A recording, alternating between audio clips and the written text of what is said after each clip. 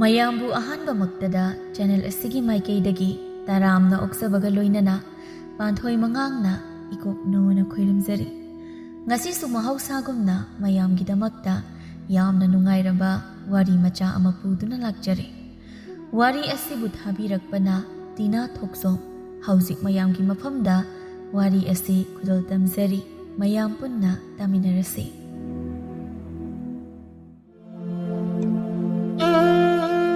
ꯊꯦꯡꯂꯕ ꯑꯍꯤꯡꯒꯤ ꯃꯇꯝꯅꯤ꯫ ꯇꯥꯏꯕꯪꯒꯤ ꯖꯤꯕ ꯄꯨꯝꯅꯃꯛ ꯑꯉꯥꯟꯕ ꯑꯣꯏꯔꯤꯉꯩ ꯃꯇꯝꯗ ꯇꯥꯏꯕꯪ ꯁꯤꯟꯊꯥ ꯄꯥꯡꯂꯨꯕꯒꯤ ꯋꯥꯔ ꯃꯥꯜꯂꯤ ꯇꯨꯃꯤꯟꯅ ꯂꯩꯅꯈ꯭ꯔꯦ꯫ ꯎꯟ ꯋꯥꯏꯃꯨꯛ ꯆꯤꯛꯏ꯫ ꯀꯅꯥ ꯑꯃꯒꯤ ꯃꯈꯣꯜ ꯇꯥꯗꯦ꯫ ꯇꯨꯃꯤꯟ ꯂꯩꯅꯩ꯫ ꯃꯥꯂꯪꯕ ꯃꯥꯅ ꯂꯤꯔꯤ ꯂꯤꯔꯤ ꯍꯨꯝꯂꯤ꯫ ꯊꯥꯖ ꯑꯣꯏꯕꯤ ꯃꯍꯥꯛꯁꯨ ꯂꯩꯆꯤꯜꯂꯛꯇ ꯀꯦꯀꯨ ꯂꯣꯠꯄꯤ ꯁꯥꯟꯅꯔꯤ꯫ ꯊꯋꯥꯟ ꯃꯤꯆꯥꯛ ꯑꯣꯏꯕ ꯃꯈꯣꯏꯁꯨ ꯊꯥꯖ ꯃꯥꯒꯤ ꯃꯉꯥꯜ ꯂꯧ ꯃꯨꯁꯤ ꯃꯨꯁꯤ ꯐꯅ ꯅꯤꯡꯊꯤꯖꯅ ꯉꯥꯜꯂꯤ꯫ ꯃꯍꯥꯛꯅꯁꯨ ꯑꯍꯤꯡ ꯃꯥꯒꯤ ꯃꯒꯨꯟ ꯍꯦꯟꯅ ꯍꯥꯞꯂꯤ꯫ ꯑꯁꯨꯝꯅ ꯎꯟ ꯋꯥꯏꯃꯨꯛ ꯆꯤꯛꯂꯕ ꯏꯪꯂꯕ ꯃꯥꯂꯪꯕꯅ ꯂꯤꯔꯤ ꯂꯤꯔꯤ ꯍꯨꯝꯂꯤ꯫ ꯑꯗꯨꯛ ꯆꯤꯛꯂꯕ ꯑꯍꯤꯡ ꯃꯥꯕꯨ ꯊꯨꯒꯥꯏꯔꯗꯨꯅ ꯊꯒꯣꯏ ꯃꯆꯥꯁꯤꯡꯒꯤ ꯈꯟꯗꯨꯅ ꯃꯥꯡꯒꯣꯜꯗ ꯂꯩꯔꯤꯕ ꯐꯤꯁꯥꯈꯣꯜ ꯑꯗꯨꯗ ꯐꯝꯗꯨꯅ ꯃꯆꯤꯟꯗ ꯏꯁꯩ ꯉꯪꯗꯨꯅ ꯑꯋꯥꯕ ꯃꯁꯛ ꯈꯪꯗ ꯆꯦꯔꯩ ꯐꯤꯔꯣꯏ ꯇꯥꯜꯂꯤ꯫ ꯑꯍꯤꯡ ꯑꯗꯨꯗ ꯐꯤꯁꯥꯈꯣꯜ ꯑꯗꯨꯒꯤ ꯃꯈꯣꯜ ꯑꯗꯨꯁꯨ ꯏꯁꯩ ꯁꯛꯄꯤ ꯀꯅꯥꯅ ꯁꯨꯔ ꯇꯥꯅ ꯁꯛꯄ ꯏꯁꯩ ꯑꯗꯨꯗꯒꯤ ꯍꯦꯟꯅ ꯅꯤꯡꯊꯤꯅ ꯅꯨꯡꯁꯤꯕ ꯁꯨꯔ ꯑꯃꯒ ꯂꯣꯏꯅꯅ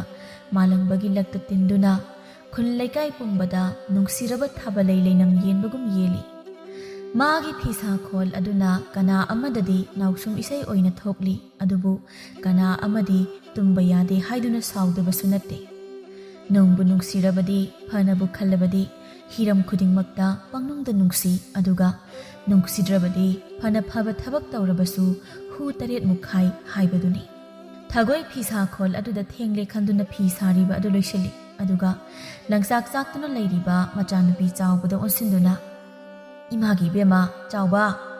"ꯀꯩ ꯍꯥꯏꯒꯦ ꯏꯃꯥ?" "ꯃꯇꯝꯁꯦ ꯊꯦꯡꯂꯕ ꯃꯥꯜꯂꯤ꯫ ꯀꯅꯥ ꯑꯃꯇ ꯆꯦꯛꯃꯨꯛꯄꯨ ꯂꯥꯎꯅꯗꯦ꯫ ꯎꯟ ꯋꯥꯏꯃꯨꯛ ꯆꯤꯛꯂꯦ꯫ ꯂꯥꯛꯑꯣ ꯏꯃꯥ ꯐꯤꯁꯦ ꯂꯣꯏꯁꯤꯜꯂꯒꯦ꯫ ꯅꯪꯁꯨ ꯋꯥꯔꯝꯂꯅꯤ ꯇꯨꯝꯅꯕ ꯇꯧꯔꯁꯤ꯫ ꯍꯌꯦꯡ ꯅꯨꯃꯤꯠꯅ ꯏꯆꯥꯁꯦ ꯅꯝꯕ ꯇꯥꯔꯦ꯫ ꯅꯨꯃꯤꯠꯅ ꯅꯝꯂꯒ ꯍꯧꯒꯠꯄꯁꯦ ꯏꯃꯥ ꯌꯥꯝ ꯅꯨꯡꯉꯥꯏꯇꯦ꯫ ꯑꯗꯨꯅꯅꯦ ꯂꯥꯛꯑꯣ ꯂꯣꯏꯁꯤꯜꯂꯣ ꯆꯪꯉꯁꯤ꯫ ꯍꯌꯦꯡ ꯑꯣꯏꯅ ꯆꯥꯛꯂꯣ ꯂꯪꯆꯥꯛꯇꯣ." "ꯍꯣꯏ ꯏꯃꯥ ꯂꯣꯏꯁꯤꯜꯂꯒꯦ꯫ ꯑꯩꯁꯨ ꯇꯨꯝꯅꯤꯡꯕꯅ ꯌꯥꯗ꯭ꯔꯕꯅꯦ꯫ ꯆꯥꯛꯁꯦ ꯕꯣꯔꯥ ꯑꯃ ꯆꯥꯁꯤꯜꯂꯕꯅꯤꯅ ꯊꯕꯛ ꯑꯃꯠꯇ ꯇꯧꯕ ꯄꯥꯡꯗ꯭ꯔꯤ꯫ ꯑꯗꯨꯝ ꯏꯁꯥꯁꯦ ꯎꯏꯔꯨꯝ ꯃꯣꯟꯖꯥꯏꯅꯔꯒ ꯂꯩꯔꯦ." ꯑꯁꯨꯝꯅ ꯍꯥꯏꯗꯨꯅ ꯃꯃꯥ ꯃꯆꯥ ꯑꯅꯤꯗꯨ ꯆꯪꯅꯕꯅꯦ ꯍꯥꯏꯗꯨꯅ ꯁꯦꯝ ꯁꯥꯔꯤ꯫ ꯃꯇꯥꯡꯗꯨꯗ ꯃꯈꯣꯏꯒꯤ ꯍꯨꯏ ꯑꯗꯨ ꯀꯟꯅ ꯀꯞꯂꯛꯂꯝꯃꯤ꯫ ꯃꯇꯧꯗꯨꯗ ꯊꯒꯣꯏ ꯑꯁꯨꯝꯅ ꯍꯥꯏ, "ꯑꯣꯏ ꯗꯨꯕ꯭ꯔꯤ, ꯅꯪꯁꯤꯗꯤ ꯀꯩꯅꯣ ꯀꯞꯂꯛꯂꯤꯕꯗꯨꯕꯨ ꯀꯤꯅꯦꯍꯦ꯫ ꯃꯍꯥ ꯆꯟꯗꯥꯟꯁꯤꯗꯤ ꯑꯝꯇ ꯀꯞꯂꯛꯈꯤꯅꯨ ꯀꯩꯗꯧꯒꯦ ꯅꯪꯕꯣ? ꯊꯦꯡꯕꯅꯦ ꯑꯩꯅꯒ ꯈꯔ ꯀꯤꯒꯟꯕꯅꯦ꯫ ꯍꯥꯏ ꯅꯪꯕꯨ ꯀꯞꯀꯅꯨ ꯍꯥꯏꯕꯅꯤ ꯗ꯭ꯔꯣꯕꯤ꯫ ꯀꯞꯀꯦ ꯍꯥꯏꯔꯁꯨ ꯑꯩꯈꯣꯏ ꯆꯪꯈ꯭ꯔꯒ ꯀꯞꯄꯨꯅꯦ ꯅꯪꯕꯣ꯫ ꯑꯁꯨꯛ ꯄꯪꯕ ꯍꯨꯏꯁꯤꯕꯨ ꯀꯔꯤ ꯍꯨꯏꯅꯣꯅꯦ ꯁꯤꯕꯣ? ꯅꯪ ꯊꯤ ꯆꯥꯎꯀꯣ ꯅꯪ ꯊꯤ ꯆꯥꯕꯅ ꯍꯦꯟꯅ ꯐꯩ ꯅꯪ ꯊꯤ ꯆꯥꯎ." ꯑꯁꯨꯝꯅ ꯍꯥꯏꯗꯨꯅ ꯃꯆꯥꯅꯨꯄꯤꯗ ꯑꯃꯨꯛ ꯑꯣꯟꯁꯤꯟꯗꯨꯅ "ꯍꯩꯖꯥꯎꯕ ꯅꯪꯁꯨ ꯐꯠ ꯂꯣꯏꯁꯤꯟꯕ ꯌꯥꯗ꯭ꯔꯥ? ꯃꯣꯟꯖꯥꯏꯅꯔꯒ ꯐꯝꯗꯦꯡꯅꯔꯒ ꯂꯩꯕꯅ ꯀꯔꯤꯃꯠꯇ ꯀꯥꯟꯅꯔꯣꯏ꯫ ꯏꯃꯥ ꯀꯤꯕꯅ ꯌꯥꯗ꯭ꯔꯦ꯫ ꯑꯩ ꯍꯨꯏ ꯀꯞꯄꯒꯤ ꯃꯈꯣꯜꯁꯦ ꯍꯩꯅꯗꯦꯕ ꯏꯁꯥꯁꯦ ꯇꯨꯒ ꯂꯣꯏ ꯆꯨꯡꯉꯦꯕ ꯑꯩ꯫ ꯏꯃꯥ ꯀꯩꯅꯣ ꯈꯪꯗꯦ ꯑꯩꯁꯨ ꯂꯣꯏꯁꯤꯜꯂꯤꯗꯅ꯫ ꯍꯌꯦꯡ ꯍꯨꯏꯅ ꯑꯃꯨꯛ ꯂꯪꯆꯥꯛꯁꯦ ꯆꯤꯛꯊꯠꯂꯝꯂꯕꯗꯤ ꯍꯥꯏꯅ ꯇꯧꯕꯅꯤ ꯀꯩꯅꯣ꯫ ꯊꯦꯡꯂꯀꯥꯟꯁꯤꯗ ꯑꯃꯨꯛ ꯏꯁꯧ ꯂꯥꯡ ꯂꯩꯌꯦꯕ꯫ ꯏꯕꯦꯝꯃ ꯅꯪꯅ ꯃꯔꯣꯜ ꯑꯃꯕ꯫ ꯍꯣ ꯀꯤꯕꯒꯤꯅꯦ ꯍꯥꯏꯔꯤꯁꯦ ꯀꯤꯕꯒꯤ꯫ ꯀꯤꯗ꯭ꯔꯒ ꯅꯪꯉꯣꯟꯗ ꯑꯩꯅ ꯍꯥꯏꯒꯗ꯭ꯔꯣ? ꯅꯪꯁꯨ ꯃꯣꯟꯖꯥꯏꯅꯔꯒ ꯂꯩꯗꯣꯏꯔꯥ? ꯏꯃꯥ ꯆꯪꯂꯒꯦꯍꯦ ꯅꯪ ꯑꯗꯨꯝ ꯃꯣꯟꯖꯥꯏꯅꯔꯒ ꯁꯨꯝ ꯇꯞꯅ ꯇꯧꯗꯨꯅ ꯂꯩ ꯍꯥꯏꯕꯅꯤꯗ ꯅꯪ꯫ ꯏꯃꯥꯁꯤꯅ ꯍꯥꯏꯔꯤꯁꯦ ꯀꯤꯗꯅ ꯍꯥꯏꯔꯤꯕꯅꯤ꯫ ꯏꯃꯥꯁꯤ ꯌꯥꯝ ꯀꯤꯒꯜꯂꯤ ꯍꯥꯏꯕꯁꯤ ꯅꯪ ꯈꯪꯗꯕ ꯁꯥꯗꯅꯅꯦ ꯑꯗꯨꯝ ꯂꯩꯌꯨꯀꯣ ꯅꯪ ꯂꯩꯌꯣꯕ ꯅꯪ꯫ ꯏꯃꯥ ꯁꯥꯕꯤꯁꯤꯗꯤ ꯏꯕꯦꯟ ꯍꯥꯏꯔꯤꯁꯦ ꯁꯤꯗꯅꯤ ꯑꯩꯅ ꯅꯪ꯫ ꯏꯃꯥ ꯅꯪꯀꯣ ꯑꯍꯤꯡꯁꯤꯗ ꯌꯥꯛꯂꯤꯕ ꯅꯈꯣꯜ ꯈꯨꯌꯥꯛꯇꯨꯒ ꯏꯁꯧ ꯂꯥꯡꯂꯛꯀꯅꯨꯀꯣ꯫ ꯑꯍꯤꯡ ꯅꯣꯡꯌꯥꯏꯅꯦ ꯍꯧꯖꯤꯛꯁꯦ ꯑꯌꯨꯛ ꯅꯨꯡꯊꯤꯜ ꯅꯠꯇꯦꯕ꯫ ꯂꯥꯡꯒꯦꯁꯨ ꯍꯌꯦꯡ ꯑꯌꯨꯛ ꯌꯦꯟꯗꯥ ꯑꯉꯟꯕꯗꯒꯤ ꯂꯥꯡ꯫ ꯑꯩ ꯀꯩꯝ ꯆꯠꯂꯣꯏ ꯅꯅꯥꯛꯇ ꯂꯩꯗꯣꯏꯅꯤ꯫ ꯍꯩꯃꯥ ꯃꯇꯥ ꯑꯃꯅꯤꯗꯅ ꯃꯁꯤ ꯑꯉꯥꯡꯁꯤꯗꯤ꯫ ꯏꯕꯦꯝꯃ ꯆꯥꯎꯕ ꯅꯪꯕꯨ ꯅꯅꯥꯒꯗꯣ ꯄꯪꯂꯕ꯭ꯔꯥ? ꯍꯨꯏꯁꯤꯅ ꯑꯁꯨꯛ ꯀꯟꯅ ꯀꯞꯂꯤꯕꯁꯤꯕꯨ ꯅꯪꯕꯨ ꯀꯤꯕꯒ ꯑꯃꯠꯇ ꯐꯥꯎꯗ꯭ꯔꯕ ꯍꯥꯏꯕꯅꯤꯗ꯫ ꯃꯤ ꯂꯥꯏꯗ ꯃꯆꯥ ꯅꯤꯔꯤ ꯑꯣꯏꯔꯝꯃꯤ ꯏꯃꯥ꯫ ꯏꯃꯥ ꯅꯪꯅ ꯃꯔꯣꯜ ꯑꯃ ꯌꯥꯝ ꯍꯦꯟꯖꯤꯟꯕꯁꯤꯅꯕ ꯀꯩꯝ ꯇꯧ ꯌꯥꯗꯦ꯫ ꯍꯦꯟꯖꯤꯟꯒꯟꯕꯤ ꯑꯣꯏꯅ ꯍꯦꯛ ꯇꯧꯔꯗꯅ꯫ ꯂꯥꯛꯑꯣ ꯆꯪꯉꯁꯦ ꯈꯔ ꯀꯤꯁꯤꯟꯅꯔꯗꯤ ꯃꯥꯜꯂꯦꯕ." ꯑꯁꯨꯝꯅ ꯍꯥꯏꯗꯨꯅ ꯃꯃꯥ ꯃꯆꯥ ꯑꯅꯤꯗꯨ ꯆꯪꯈ꯭ꯔꯤ꯫ ꯊꯒꯣꯏ ꯐꯝ ꯊꯥꯗꯨꯅ ꯇꯨꯝꯊꯕ ꯍꯧꯕꯇ ꯉꯥꯏꯔꯤ꯫ ꯂꯥꯞꯅ ꯍꯨꯏ ꯀꯌꯥ ꯑꯃꯁꯨ ꯀꯟꯅ ꯀꯞꯂꯤ꯫ ꯃꯍꯥꯛ ꯃꯈꯣꯜꯗꯨ ꯇꯥꯕꯗ ꯊꯒꯣꯏ ꯈꯔꯒ ꯀꯤꯒꯟꯕꯒ ꯇꯨꯝꯊꯕ ꯌꯥꯗꯦ꯫ ꯃꯥ ꯃꯤꯀꯞ ꯊꯣꯛꯂꯛꯏ꯫ ꯑꯗꯨꯒ ꯑꯁꯨꯝꯅ ꯃꯍꯥꯛ ꯃꯊꯟꯇ ꯁꯣꯟꯖꯩ꯫ ꯀꯔꯤ ꯍꯨꯏꯁꯤꯡꯅꯣ ꯈꯪꯗꯦꯅꯦ꯫ ꯀꯌꯥꯃꯨꯛ ꯌꯥꯝꯅ ꯀꯞꯅꯤꯡꯂꯕꯖꯥꯠꯅꯣ? ꯑꯩꯅꯒ ꯈꯔꯒ ꯀꯤꯒꯟꯕꯒ ꯉꯥꯛꯇꯪ ꯎꯏꯊꯕꯒ ꯃꯈꯣꯜꯁꯤꯅ ꯑꯃꯨꯛ ꯃꯤꯀꯞ ꯊꯣꯛꯂꯛꯇꯅ ꯏꯁꯥꯁꯦ ꯇꯨꯝꯊꯕ ꯌꯥꯗ꯭ꯔꯤꯕꯁꯦ ꯑꯩꯗꯤꯀꯣ ꯍꯌꯦꯡꯒꯤ ꯊꯕꯛ ꯃꯌꯥꯝꯁꯤꯒ ꯁꯥꯎꯅꯤꯡꯗꯅ ꯑꯩꯅ ꯆꯠꯂꯒꯅꯦ ꯃꯩꯌꯥꯁꯤꯡꯁꯦ ꯀꯃꯥꯏ ꯈꯟꯕ ꯑꯗꯨꯒ ꯐꯔꯗꯕꯅꯤ ꯑꯁꯣꯝꯗ ꯏꯁꯧ ꯂꯥꯡꯂꯤꯉꯩ ꯍꯨꯏꯁꯤꯡꯗꯨ ꯀꯞꯄ ꯇꯣꯛꯈ꯭ꯔꯦ ꯑꯗꯨꯒ ꯑꯃꯨꯛ ꯃꯀꯨ ꯑꯃꯨꯛ ꯈꯣꯡꯕꯒꯤ ꯃꯈꯣꯜ ꯇꯥꯏ ꯃꯗꯨꯗ ꯊꯒꯣꯏ ꯁꯥꯎꯅ ꯀꯔꯤ ꯇꯧꯔꯦ ꯍꯥꯏꯕꯅꯣ ꯉꯁꯤꯁꯤꯕꯣ ꯉꯥꯏꯍꯥꯛꯇꯪ ꯎꯏꯊꯒꯦ ꯍꯥꯏꯅ ꯇꯧꯕꯁꯤꯗ ꯑꯁꯨꯛ ꯌꯥꯝꯅ ꯌꯦꯠꯂꯤꯁꯤꯕꯣ ꯏꯆꯥ ꯅꯨꯄꯤꯅ ꯑꯩꯕꯨ ꯌꯦꯡꯁꯤꯟꯕꯗ ꯅꯠꯇꯅ ꯂꯩꯔꯤꯕ ꯁꯥ ꯎꯆꯦꯛ ꯐꯥꯎ ꯑꯩꯉꯣꯟꯗ ꯌꯦꯡꯁꯤꯟꯗꯅ ꯎꯁꯤꯠꯇ꯭ꯔꯦꯕꯁꯦ ꯀꯌꯥꯃꯨꯛ ꯍꯦꯛ ꯌꯥꯝꯅ ꯈꯣꯡꯅꯤꯡꯂꯕ ꯃꯀꯨꯅꯣ ꯈꯪꯗꯦꯕ ꯁꯥꯏꯔꯣꯡ ꯑꯃ ꯄꯥꯏꯔꯒ ꯍꯦꯛ ꯀꯥꯞꯂ ꯍꯥꯠꯇꯣꯛꯄ ꯑꯗꯨꯒ ꯐꯔꯗꯝꯅꯤ ꯑꯁꯨꯝꯅ ꯊꯒꯣꯏ ꯃꯃꯤꯠ ꯎꯏꯁꯤꯟꯗꯨꯅ ꯇꯨꯝꯕ ꯇꯞꯅ ꯊꯦꯝꯗꯨꯅ ꯃꯃꯤꯠꯇꯨ ꯎꯏꯁꯤꯜꯂꯤ ꯑꯁꯨꯝꯅ ꯑꯍꯤꯡ ꯑꯁꯤꯃꯗꯤ ꯊꯒꯣꯏ ꯌꯥꯝꯅ ꯋꯥꯅ ꯍꯧꯈ꯭ꯔꯦ ꯊꯒꯣꯏ ꯉꯔꯥꯡ ꯑꯍꯤꯡ ꯇꯨꯝꯕ ꯌꯥꯗꯗꯨꯅ ꯊꯦꯡꯅ ꯇꯨꯝꯈꯤꯕ ꯑꯗꯨꯅ ꯈꯔ ꯊꯦꯡꯂꯞ ꯊꯒꯣꯏ ꯃꯁꯝ ꯃꯅꯥ ꯁꯦꯝ ꯁꯥꯗꯨꯅ ꯊꯣꯛꯂꯛꯏ ꯑꯗꯨꯒ ꯃꯥꯅ ꯍꯧꯒꯠꯂꯛꯄ ꯃꯇꯝꯗ ꯆꯥꯎꯕꯅ ꯊꯕꯛ ꯄꯨꯝꯕ ꯂꯣꯏꯁꯤꯟꯗꯨꯅ ꯂꯩꯔꯝꯂꯦ ꯆꯥꯎꯕ ꯃꯃꯥ ꯊꯒꯣꯏꯅ ꯍꯧꯒꯠꯂꯛꯄꯗꯨ ꯎꯕꯗ ꯏꯃꯥ ꯉꯟꯃꯟꯗ꯭ꯔꯣ ꯉꯥꯛꯇꯪ ꯂꯩꯔꯒ ꯍꯧꯒꯠꯂꯛꯂꯗꯤ ꯐꯒꯗꯕꯅꯦ ꯊꯕꯛꯁꯤꯡꯁꯦ ꯂꯣꯏ ꯇꯧꯕ ꯂꯣꯏꯗꯧꯔꯦ ꯆꯥꯛꯇꯨꯒ ꯂꯣꯏꯔꯒ ꯍꯧꯒꯠꯂꯛꯂꯗꯤ ꯐꯒꯗꯕꯅꯦ ꯌꯥꯔꯗ꯭ꯔꯣ ꯏꯃꯥ ꯇꯨꯝꯁꯤ ꯐꯥꯔꯗ꯭ꯔꯣ ꯉꯥꯛꯇꯪꯒ ꯇꯨꯝꯈꯣꯗꯅ ꯏꯃꯥ ꯇꯨꯝꯕ ꯑꯣꯛꯂꯕ꯭ꯔꯕ ꯑꯌꯨꯛ ꯑꯉꯟꯕꯁꯤꯗ ꯃꯅꯦꯝ ꯄꯣꯛꯅ ꯃꯃꯧ ꯑꯣꯠꯄꯁꯤ ꯃꯉꯥꯏꯔꯦ ꯍꯦꯛ ꯍꯧꯒꯠꯂꯛꯄꯒ ꯂꯋꯥꯏ ꯂꯨꯇꯣꯟꯁꯤꯗ ꯍꯦꯛꯇ ꯂꯥꯛꯊꯔꯛꯑꯦ ꯍꯥꯏꯕꯅꯤꯗ ꯍꯣ ꯏꯅꯦꯝ ꯁꯥꯕꯤ ꯑꯩꯅ ꯏꯃꯨꯡꯒꯤ ꯊꯕꯛ ꯄꯨꯝꯕ ꯂꯣꯏꯅ ꯁꯤꯠ ꯅꯥꯟꯅ ꯂꯣꯏꯁꯤꯟꯕ ꯂꯣꯏꯔꯕꯅꯦ ꯆꯥꯛꯇꯣ ꯌꯥꯔꯗꯤ ꯏꯃꯥꯅ ꯑꯣꯏꯅ ꯍꯣꯠꯅꯕꯤꯕ ꯌꯥꯒꯗ꯭ꯔꯥ ꯍꯣ ꯊꯣꯡꯒꯦꯀꯣ ꯏꯃꯥ ꯊꯣꯡꯒꯦ ꯅꯪꯅ ꯑꯗꯨꯛ ꯅꯈꯧ ꯄꯣꯡꯅ ꯍꯥꯏꯔꯤꯕꯗꯨ ꯉꯁꯤꯈꯛ ꯌꯨꯝꯁꯤꯒꯤ ꯊꯕꯛꯁꯤꯡ ꯑꯁꯤ ꯂꯣꯏꯁꯤꯟꯕꯒꯤꯅꯤꯅꯦ ꯂꯣꯏꯁꯤꯟꯕꯒꯤꯅꯦꯕ ꯅꯣꯏ ꯄꯣꯛꯇ꯭ꯔꯤꯉꯩ ꯅꯣꯏꯅ ꯄꯤꯛꯂꯤꯉꯩ ꯃꯇꯝꯗ ꯁꯤꯠ ꯅꯥꯟꯕ ꯏꯃꯨꯡꯒꯤ ꯕꯥꯔ ꯄꯨꯝꯅꯃꯛꯁꯦ ꯀꯅꯥ ꯑꯃꯒꯤ ꯃꯇꯦꯡ ꯌꯥꯎꯗꯅꯅꯦ ꯆꯦꯛ ꯃꯣꯛ ꯂꯥꯎꯗꯅ ꯏꯃꯨꯡꯁꯦ ꯎꯔꯛꯂꯤꯕꯅꯤ ꯑꯗꯨꯒ ꯉꯁꯤ ꯅꯣꯡꯈꯛ ꯅꯣꯏꯅ ꯊꯕꯛ ꯇꯧꯕꯁꯤꯗ ꯏꯁꯧꯒ ꯂꯥꯡꯗꯅ ꯌꯥꯝ ꯌꯦꯡꯅꯤꯡꯗꯦ ꯍꯥꯏꯔꯤꯕꯁꯤꯅꯤ ꯅꯣꯡꯉꯥꯜꯂꯛꯄꯒ ꯈꯨ ꯍꯦꯛ ꯀꯥꯝꯂꯗꯅ ꯂꯤꯟꯁꯤ ꯃꯉꯥꯏꯅꯤ ꯂꯤꯟꯁꯤ ꯃꯉꯥꯏꯕ ꯑꯗꯨꯒ ꯑꯩꯁꯦ ꯌꯥꯝ ꯊꯦꯡꯅ ꯍꯧꯒꯠꯅꯤꯡꯗꯅ ꯍꯧꯒꯠꯂꯛꯄꯒ ꯅꯠꯇꯦ ꯈꯪꯂꯕ꯭ꯔꯥ ꯉꯔꯥꯡ ꯊꯦꯡꯅ ꯇꯨꯝꯊꯕ ꯌꯥꯗꯗꯅ ꯇꯨꯝꯕꯒꯤꯅꯤ ꯏꯃꯥ ꯐꯠ ꯆꯥꯏꯊꯔꯒ ꯊꯣꯡꯕꯤꯔꯒꯦ ꯏꯆꯥ ꯋꯥꯕꯅ ꯁꯤꯗꯧꯔꯝꯃꯅꯤ ꯁꯤꯔꯅꯦꯕ ꯏꯆꯥ ꯊꯕꯛ ꯇꯧꯕꯗ ꯁꯤꯔꯅꯤ 이마다 아이나 까리 하이크라게 이마나 또 앙앙이도 뭐 이마다 아이나 떠닝데 까이나 하이크라바바 농띠기 아이나다 떠우드나 락라바스다 야리바 마카이 아이수 ꯉꯝꯂꯤꯕ ꯃꯈꯩ ꯊꯕꯛꯁꯦ ꯃꯇꯦꯡ ꯄꯥꯡꯕꯅꯦꯕ ꯑꯗꯨꯒ ꯏꯃꯥꯒꯤ ꯊꯥꯒꯠ ꯋꯥꯍꯩ ꯑꯃꯠꯇ ꯍꯥꯏꯗꯕ ꯃꯤꯅ ꯇꯧꯕ ꯊꯕꯛꯁꯤꯡ ꯊꯥꯗꯕꯗꯣ ꯑꯗꯨꯗꯅꯦ ꯑꯩꯅ ꯈꯣꯏꯗꯧꯁꯦ ꯆꯥꯏꯁꯦ ꯁꯤꯗꯅꯦ ꯑꯩꯅ ꯊꯕꯛ ꯑꯃꯠꯇ ꯃꯇꯦꯡ ꯄꯥꯡꯗꯈꯩ ꯇꯨꯝꯂꯒ ꯐꯝꯃꯒ ꯆꯥꯔꯒ ꯂꯩꯔꯤꯗꯣ ꯃꯗꯨꯅ ꯅꯪꯗꯤ ꯃꯇꯤꯛ ꯆꯥꯕꯖꯥꯅꯤ ꯍꯣ ꯑꯗꯨꯕꯨ ꯑꯩꯅ ꯉꯥꯡꯅꯤꯡꯗꯅ ꯅꯪꯉꯣꯟꯗ ꯉꯥꯡꯕ꯭ꯔꯕ ꯊꯕꯛ ꯑꯃ ꯇꯧꯕ ꯃꯇꯝꯗ ꯏꯁꯨ ꯇꯥꯗ꯭ꯔꯗꯤ ꯅꯠꯇ꯭ꯔꯥ ꯁꯦꯟꯗꯥꯅꯔꯗꯤ ꯉꯥꯡꯕ ꯇꯥꯕꯅꯦ ꯃꯗꯨꯗ ꯂꯧꯒꯤ ꯍꯥꯏꯗꯤ ꯍꯥꯏꯗꯗꯅ ꯏꯁꯧ ꯂꯥꯡꯂꯤꯕꯅꯦꯕ ꯑꯁꯨꯝꯅ ꯍꯥꯏꯗꯨꯅ ꯊꯒꯣꯏ ꯁꯨꯃꯥꯡꯗ ꯋꯥꯏ ꯇꯩꯕ ꯂꯣꯏꯗꯨꯅ ꯊꯝꯂꯤꯕ ꯑꯗꯨꯗ ꯌꯦꯡꯗꯨꯅ ꯇꯣ ꯌꯦꯡꯉꯣꯕ ꯑꯁꯤꯕꯨ ꯀꯔꯤ ꯋꯥꯏ ꯈꯨꯇꯩ ꯂꯥꯛꯇꯩꯅꯣꯕ ꯐꯅ ꯉꯥꯡ ꯁꯛ ꯇꯧꯕꯅꯤ ꯊꯤꯅꯥꯀꯟꯒꯤ ꯃꯆꯥꯅꯤꯅ ꯃꯅꯥꯁꯤ ꯀꯜꯂꯦꯕ ꯃꯤꯅ ꯉꯥꯡꯕ ꯁꯛꯄ ꯂꯧꯗꯦꯕ ꯑꯩꯅ ꯋꯥꯏ ꯇꯩꯕꯗ ꯐꯖꯅ ꯀꯣꯔꯣꯛ ꯀꯣꯏꯅ ꯇꯩꯌꯨ ꯍꯥꯏꯕ ꯅꯠꯇ꯭ꯔꯣ ꯃꯔꯝ ꯍꯦꯛ ꯅꯥꯏꯔꯗꯅ ꯁꯩꯇ ꯑꯣꯏꯕ ꯅꯪꯕꯨ ꯅꯨꯄꯤ ꯃꯆꯥ ꯑꯃꯅꯤ ꯍꯥꯏꯅ ꯊꯕꯛ ꯑꯃꯠꯇ ꯆꯨ ꯇꯥꯅ ꯇꯧꯕ ꯍꯩꯇꯕ ꯃꯁꯤ ꯃꯆꯥꯁꯤꯕꯨ ꯀꯔꯤ ꯃꯆꯥꯅꯣ ꯃꯤꯁꯤꯕꯣ ꯀꯔꯤ ꯃꯆꯥꯅꯣ ꯍꯥꯏꯕꯅꯤꯗ ꯁꯤꯗ ꯐꯖꯗꯦ 이ꯁꯨ ꯇꯥꯗꯦ ꯈꯪꯅꯕ ꯍꯩꯅꯕꯅꯤ ꯍꯥꯏꯗꯅ ꯇꯥꯛꯂꯨꯕꯗ ꯏꯁꯧ ꯂꯥꯡꯕꯤ ꯑꯃꯨꯛ ꯇꯥꯗꯧꯔꯤꯕꯅꯦꯕ ꯍꯥꯏ ꯌꯦꯡꯅꯤꯡꯗꯦ ꯅꯃꯤꯠꯀꯥꯗꯣ ꯄꯩꯅ ꯌꯦꯡꯂꯛꯀꯅꯨ ꯅꯆꯤꯟꯗꯨꯅ ꯇꯨꯝꯕꯗ ꯂꯩꯍꯥꯎ ꯃꯈꯣꯡꯁꯤ ꯌꯧꯗꯣꯔꯦ ꯅꯅꯥꯇꯣꯟꯗꯨꯅ ꯑꯩ ꯆꯪꯕ ꯆꯟꯗꯣꯔꯦ ꯍꯩ ꯀꯤꯅꯦ ꯅꯪꯕꯣ ꯍꯩ ꯀꯤ ꯍꯥꯏꯗꯤ ꯀꯤꯗꯅ ꯑꯁꯨꯛ ꯊꯤꯕ ꯃꯆꯥꯁꯤꯕꯨ ꯀꯩꯅꯣꯅꯦ ꯅꯪꯕꯨ ꯀꯅꯥ ꯂꯧꯗꯅ ꯊꯤꯔꯤꯕꯅꯣ ꯍꯥꯏꯕꯅꯤꯗ ꯅꯄꯥ ꯐꯪꯉꯤ ꯐꯖꯩ ꯑꯩ ꯐꯪꯉꯤ ꯈꯨꯜ ꯂꯩꯀꯥꯏ ꯑꯁꯤꯗ ꯐꯖꯕꯗ ꯑꯁꯨꯛ ꯆꯍꯤ ꯌꯥꯝꯂꯕ ꯑꯩꯕꯨ ꯇꯒꯠ ꯇꯦꯛꯇꯅ ꯂꯩꯁꯥꯕꯤ ꯑꯃꯒꯨꯝ ꯂꯩ ꯍꯥꯏꯗꯅ ꯃꯃꯤꯡ ꯁꯦꯠ ꯀꯥꯏꯕ ꯃꯈꯩ ꯊꯥꯒꯣꯏ ꯍꯥꯏꯅ ꯆꯠꯂꯤꯕꯅꯤ ꯅꯠꯇꯦ ꯅꯪꯕꯨ ꯀꯅꯥ ꯂꯧꯗꯅ ꯊꯤꯔꯤꯕꯅꯣ ꯍꯥꯏꯕꯅꯤꯗ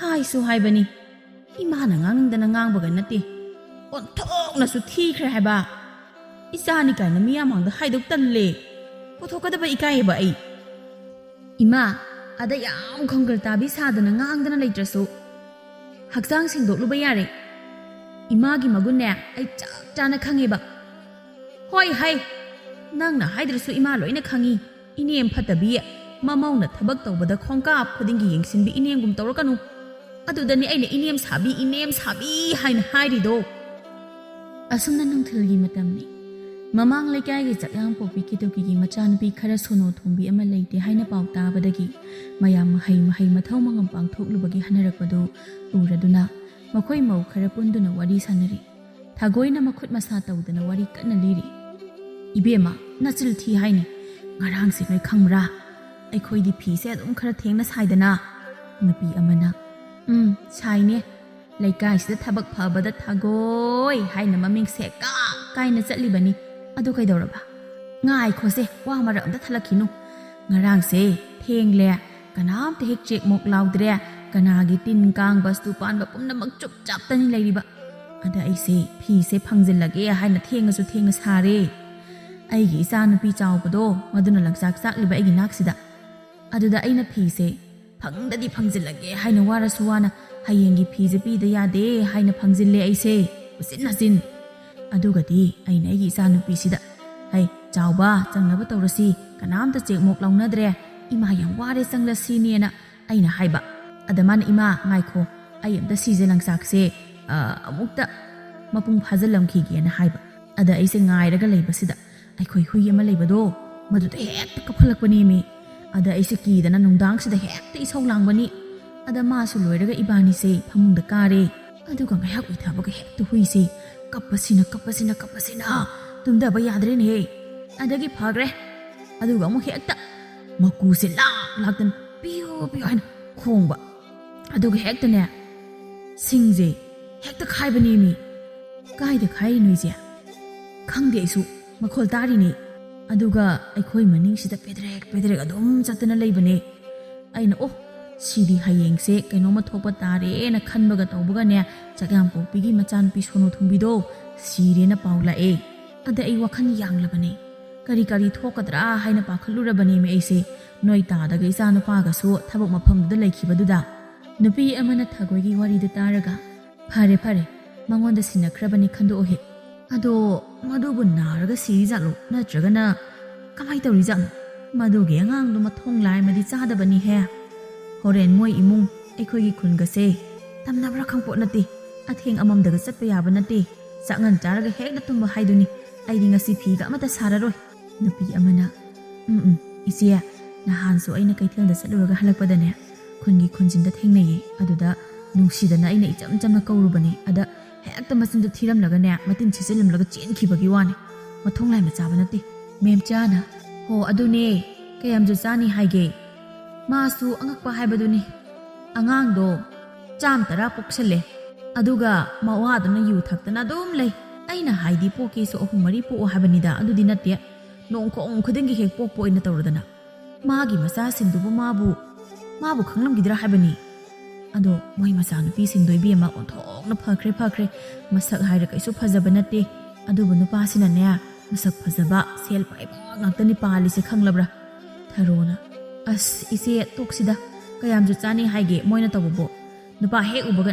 ꯅꯝꯗꯅ ꯐꯥꯔꯒ ꯅꯝꯂꯩ ꯂꯩꯁꯤꯜꯂꯛꯏꯕ ꯑꯣꯏꯔꯝꯅꯤ ꯃꯦꯝꯆꯥꯅ ꯍꯩꯃꯥ ꯑꯩꯗꯤ ꯏꯀꯥꯎꯕꯨ ꯀꯥꯎꯏꯅꯦꯍꯦ ꯅꯪꯁꯨ ꯑꯩꯈꯣꯏ ꯇꯣꯟꯗꯥꯡꯗ ꯐꯥꯔꯒ ꯂꯩꯔꯛꯏꯅꯤ ꯍꯥꯏꯅ ꯈꯨꯜ ꯂꯩꯀꯥꯏ ꯑꯁꯤꯗ ꯅꯪ ꯆꯦꯜꯂꯛꯄꯗ ꯁꯦꯀꯥꯛ ꯀꯥꯏꯈꯤꯕꯅꯤ ꯁꯕꯥꯛ ꯐꯥꯈꯤꯕꯅꯤ ꯑꯩꯗꯤ ꯏꯀꯥꯎꯕꯨ ꯀꯥꯎꯏꯅꯦ ꯇꯧꯔꯤꯁꯦ ꯊꯔꯣꯅ ꯀꯥꯏꯗꯩꯅꯣꯗ ꯏꯆꯦ ꯃꯗꯨꯗꯤ ꯑꯩ ꯑꯣꯏꯔꯝꯂꯣꯏ ꯏꯆꯦꯅ ꯃꯤ ꯑꯣꯟꯅꯕ ꯑꯣꯏꯔꯝꯅꯤꯌꯦ ꯑꯩꯈꯣꯏꯗꯤ ꯏꯪꯖ ꯇꯞꯆꯕꯤ ꯅꯨꯄꯥ ꯅꯍꯥꯒꯤ ꯏꯔꯥꯡꯒ ꯍꯩꯖꯕ ꯃꯤꯗꯥ ꯅꯠꯇꯦ ꯈꯪꯂꯕ꯭ꯔꯥ ꯅꯣꯏ ꯅꯅꯥꯎꯄꯥꯅ ꯅꯨꯡꯁꯤ ꯄꯥꯝꯃꯤ ꯍꯥꯏꯅ ꯀꯣꯏꯇꯥꯟ ꯇꯥꯟꯅꯕ ꯑꯗ ꯑꯩꯅꯅꯦ ꯁꯨꯛꯌꯥ ꯍꯦꯛ ꯌꯥꯕꯤꯗꯕ ꯑꯗꯨꯒ ꯅꯣꯡꯃ ꯑꯩꯅ ꯀꯩꯊꯦꯜꯗꯒꯤ ꯍꯜꯂꯛꯄꯗ ꯃꯈꯣꯏ 4-5ꯅ ꯍꯦꯛꯇ ꯉꯥꯅꯨ ꯐꯥꯕꯒꯨꯝ ꯑꯩꯕꯨ ꯐꯥꯔꯤꯕꯅꯤ ꯈꯪꯂꯕ꯭ꯔꯥ ꯑꯗ ꯑꯩꯁꯨ ꯏꯁꯥꯅ ꯌꯥꯅꯤꯡꯗ ꯑꯗꯨꯝ ꯂꯥꯛꯑꯦ ꯀꯔꯤꯗꯤ ꯎꯄꯥꯏ ꯂꯩ ꯏꯁꯥꯅ ꯌꯥꯗꯦ ꯍꯥꯏꯔꯕꯁꯨ ꯑꯩꯇꯅꯤ ꯃꯥꯡꯖꯗꯧꯔꯤꯕ ꯅꯨꯄꯥ ꯃꯣꯏꯗꯤ ꯌꯥꯎꯕ ꯅꯠꯇꯦꯗꯣ ꯑꯩ ꯑꯗꯨꯒꯤ ꯈꯜꯂꯒ ꯅꯣꯏ ꯅꯅꯥꯎꯄꯥꯁꯤꯗ ꯂꯥꯛꯂꯕꯅꯤ ꯃꯦꯝꯆꯥꯅ ꯑꯣ ꯑꯩꯅ ꯃꯤꯁꯛ ꯑꯣꯟꯅꯔꯕ ꯖꯥꯠꯂꯥ ꯑꯩꯅ ꯇꯥꯕ ꯀꯥꯟꯗꯗꯤ ꯂꯝꯕꯤꯗ ꯊꯦꯡꯅꯕꯗꯒꯤ ꯌꯨꯝꯂꯣꯝꯗ ꯑꯃꯨꯛꯇ ꯆꯪꯂꯨꯁꯤ ꯍꯥꯏꯅ ꯄꯨꯔꯒ ꯅꯨꯃꯤꯠ ꯇꯥꯕ ꯉꯥꯏꯔꯒ ꯐꯥꯕꯅꯤ ꯍꯥꯏꯅ ꯇꯥꯏꯗ ꯃꯦꯝꯆꯥꯅ ꯑꯆꯨꯝꯕ ꯉꯥꯛ ꯍꯥꯏꯔꯛꯄꯗꯨꯗ ꯊꯔꯣꯈꯣꯟ ꯀꯂꯞꯅ ꯈꯔ ꯁꯥꯎꯅ ꯃꯦꯝꯆꯥꯗ ꯍꯦꯔꯥ ꯏꯆꯦ ꯉꯁꯥꯏꯗꯒꯤ ꯇꯥꯒꯦ ꯌꯧꯅ ꯇꯥꯕꯅꯤ ꯇꯥꯕ ꯌꯥꯗ꯭ꯔꯦꯗ ꯏꯆꯦꯕꯨ ꯀꯌꯥꯝ ꯐꯕ ꯃꯤꯅꯣ ꯏꯆꯦꯁꯨ ꯆꯞ ꯆꯥꯅ ꯏꯆꯦꯒꯤ ꯅꯒꯨꯟ ꯈꯪꯕꯖꯥꯅꯤ ꯏꯇꯩꯗꯣ ꯏꯆꯦꯅ ꯐꯗꯤ ꯁꯨꯝꯕꯒꯨꯝ ꯁꯨꯔꯨ ꯁꯨꯝꯗꯅ ꯌꯨꯝꯒꯤ ꯊꯕꯛ ꯏꯪꯈꯥꯡ ꯑꯃꯠꯇ ꯌꯥꯎꯗꯕ ꯃꯈꯩ ꯂꯩꯀꯥꯏ ꯀꯣꯏꯗꯅ ꯃꯤ ꯋꯥ ꯉꯥꯡꯅꯗꯅ ꯂꯩꯔꯤꯗோ ꯏꯆꯦꯕꯨ ꯀꯌꯥꯝ ꯐꯕ ꯃꯤꯅೋ ꯏꯆꯦꯅ ꯃꯤꯒꯤ ꯃꯔꯝꯗ ꯊꯤ ꯑꯣꯟꯈ꯭ꯔꯕ ꯋꯥꯔꯤꯗꯨꯕꯨ ꯄꯨꯊꯣꯔꯛꯂꯤꯕ ꯑꯩꯅ ꯍꯥꯏꯗꯤ ꯀꯔꯤ ꯆꯥꯟꯅꯔꯤꯒꯦ ꯍꯥꯏꯕꯅꯤꯗ ꯍꯥꯏꯊꯔꯣ ꯀꯔꯤ ꯆꯥꯟꯅꯔꯤꯒꯦ ꯅꯪꯅ ꯉꯁꯥꯏꯗꯒꯤ ꯉꯥꯡꯂꯤꯕ ꯁꯛꯂꯤꯕ ꯃꯌꯥꯝꯗꯨꯕꯣ ꯑꯁꯦꯡꯕ ꯑꯆꯨꯝꯕ ꯍꯥꯏꯕꯗ ꯁꯥꯎꯕ꯭ꯔꯥ ꯀꯩꯅꯣ ꯑꯉꯥꯡ ꯅꯪꯅ ꯈꯣꯟꯒ ꯋꯥꯡꯈꯠꯂꯗꯅ ꯅꯪꯒꯤꯗꯣ ꯑꯩ ꯐꯨꯔꯒꯦ ꯍꯥꯏꯔꯤꯔꯣ ꯉꯁꯥꯏꯗꯒꯤ ꯆꯨꯝꯅ ꯁꯨꯝ ꯃꯔꯩ ꯌꯦꯠꯅꯔꯝꯕꯗꯒꯤ ꯈꯣꯟ ꯋꯥꯡꯈꯠꯅꯔꯛꯄꯗꯨꯗ ꯊꯒꯣꯏ ꯁꯣꯏꯅꯕ ꯇꯥꯔꯦ ꯍꯥꯏꯅ ꯈꯟꯗꯨꯅ ꯈꯥꯝꯗꯣꯛꯏ ꯍꯥꯏ ꯀꯔꯤꯅꯣꯅꯦꯍꯦ ꯅꯣꯏꯕꯣ ꯋꯥ ꯀꯟꯅ ꯁꯪꯗꯅ ꯉꯥꯡꯅꯔꯛꯂꯤꯕꯗꯨꯕꯨ ꯅꯣꯏꯕꯨ nathi ga chet patari mi tapna ing na se ga mai ga haina ba yadra haibanida adu din natia khon ga wang khatna ra adana amda tumina layu asumna thagoina chaibadagi tumin leina khre somdana chakyam pokpi ke doki masa nupi bu kauduna maning thong aduda manaptu thut chingkhatuna kapli oh imagi bema nang bo imana kauri base taradi amok ta halak khola uba nang na pamjaramba chini haigan do imana leiradabane asumna ke doki kana kapli somdana thawai ga hakchang ga khainaraba thenbi lairam lenda ka da mamana kapli ba du yengi aduga but thebina imane na yengune aina sira sibao machin na si thiba lepteba chini hainga leire kaina kapli nin tori se othom na sura si yaw khidre habanida makhong makhut ka su thilladana kapli aini hinglinge matam dadi nga atawba adagi chini hainga athum ahaw ama hek lerakpa matam da aikhoi isil inaw tara humdoi se tum khiba ngai raga tumin pum yot paneba aduga chini hainga leire kaina asibu hayeng agi lana thoramda kari tawrtu jan somdana ketuki kana kapli oh imagi amu sana nangbo imana kauri se amok tarabadi imagi naksda laune imana ngonda amok hanang hanglaroye nangbo tarabadi imagi naksda halakko imagi amu sana somdana but thembidu mamana mahakpu siraba phawbasida jumna magi maming kaudakhai machegi maming amu sana kauduna kapadu uraga thembi maraiba aduda pop launaga thajinjaraga asungna haiji oh thembi agi laibak se sibu kan laibak noba siraba phawbu sibawbada hek masigi chak yang pawpi ke tugi ase macha agi mingbaw khangda khai akhoi ise murang langbidugi maminga kauraga kappe habanida ai am pendada ai isil inaw so yamba sigi marakta pokluba ise sira siphaw imana masak khangbida sireba nate imana bo khangdrabadi aikhoi panthau nongan badagi namit taba phaw yurem thakla ngawbadunadi ai si haiba phaw khanglamnaroi haibanida somdana ketuki amusana kauduno kanna kapli maduda macha ani tholaktuna mamada ima kaino nangbo nangna kaplibado mina loi taba tare haiba hai mahapapi lamsi sikribado nasiani ne hai aina kaplibase na cheduna lamsi sikhibaine isa kaina bagini ne isa kaina bagi maisak nom sak nadana thamoi se phathaba ngamda kaplibane amurengna ado imana kauri do onareba siri se isi amusana natte haiba haima aidi yamandana khangdadana nasi amusana mandana ngasaidagi amusana kaudana kaplibani ne ado nangbo mamengdu hairo ima kaogreba ngasai kapsinnaringai wanthasannaringai ima masak amta yengba phanghaudre amurengna aisu khangde yamandana ko ngawrema hai mahasandan aidi khangdana hairatlibo ningure aduga khangdabi nangna haithi saribane ba ha nang yam thuna changkhro chalu ngasai makhai manawga mamaga na sanariba wari do taraga thembina yengune tawriba sakta puda ase hauji phaw aise masak khanglamdriba sibu aibu kani nungi mi oi mapawta poklubano haibanida masak singse nuksi dabana loireda ai tamnage da ai yam pende ai gi mingpaw khangdaba adu oi taradi ibunga chalu nasi amusana na khar gyan tai mangonda maming amukta hanguso ima khar kapsin lauksinage mina ne asi hangba laknaba matang du thembi na mamagi na kongmayada oh hangludrasu yari ai ne nasa thembi ni lamsi sirido oh adong sain haiba yadro asumna haiduna ketuki kappa hawi oh imagi thembi kaino ni isana namabu thadoktu na chaliba karigino ai khoi mayam thadoktu na karigi chatkhribano nangbo nang namabu haruganu ko hinglige matamda isagi naning thungba ngamhalawtre imabu haruganu ko nang ima ai waraudi kaigi warauduino imana ibu nungsimanbana aigi mingbaw khanglamde imabu kamaina nachana kauduino gedogi kaplambaga chaplepi mama samana chapyung aduga lauduna imunglomda sensenki hoi mai sire kaino tawrisibo but ne but thoe ai khoi maningda but thoe amureng su paigi sensenki pharamani ꯂꯥꯛꯑꯣ ꯂꯥꯛꯑꯣ ꯍꯥꯏꯅ ꯑꯗꯨꯝ ꯀꯞꯄꯒ ꯂꯩ ꯍꯥꯏꯕꯅꯤꯗ ꯑꯗꯨꯒ ꯃꯅꯥꯛꯁꯤꯗ ꯂꯩꯔꯒ ꯁ꯭ꯋꯥꯏ ꯃꯥꯡꯈ꯭ꯔꯦ ꯍꯥꯏꯕꯅꯤꯗ ꯏꯃꯥꯅꯤ ꯑꯁꯤꯕꯨ ꯀꯥꯟꯅꯗꯦ ꯑꯩꯅ ꯌꯨꯝꯁꯤꯗ ꯂꯩꯕ ꯌꯥꯒꯗꯕꯁꯨ ꯅꯠꯇꯦ ꯑꯩꯒꯤ ꯂꯥꯟꯅ ꯊꯧꯔꯝ ꯌꯧꯗ꯭ꯔꯤ ꯐꯥꯎꯕꯗꯤ ꯑꯩꯁꯦ ꯂꯥꯏꯔꯝꯂꯦꯟꯗ ꯇꯤꯟꯕ ꯌꯥꯒꯗꯕꯁꯨ ꯅꯠꯇꯦ ꯑꯗꯨꯅ ꯀꯥꯟꯅꯗꯦ ꯑꯩꯁꯦ ꯍꯧꯖꯤꯛꯇꯤ ꯚꯨꯠ ꯍꯥꯏꯕꯗꯨ ꯑꯣꯏꯔꯕꯅꯤꯅ ꯑꯩꯉꯣꯟꯗ ꯊꯤꯅ ꯇꯧꯈꯤꯕꯁꯤꯡꯗꯣ ꯇꯝꯅꯒꯦꯕ ꯈꯪꯉꯦ ꯑꯁꯨꯝꯅ ꯍꯥꯏꯗꯨꯅ ꯊꯦꯝꯕꯤ ꯌꯥꯝꯅ ꯔꯥꯁꯤ ꯀꯪꯅ ꯁꯤꯊ ꯅꯣꯛꯏ ꯑꯗꯨꯒ ꯃꯥ ꯐꯨꯠ ꯂꯥꯎꯅ ꯃꯥꯡꯂꯒ ꯆꯤꯡꯈꯣꯡꯒꯤ ꯂꯝꯕꯤꯗꯨꯗ ꯁꯨꯝ ꯂꯥꯛꯏ ꯃꯗꯨꯗ ꯍꯥꯟꯅ ꯑꯁꯤꯕ ꯂꯥꯏꯔꯝꯂꯦꯟ ꯌꯧꯕ ꯉꯝꯈꯤꯗ꯭ꯔꯕ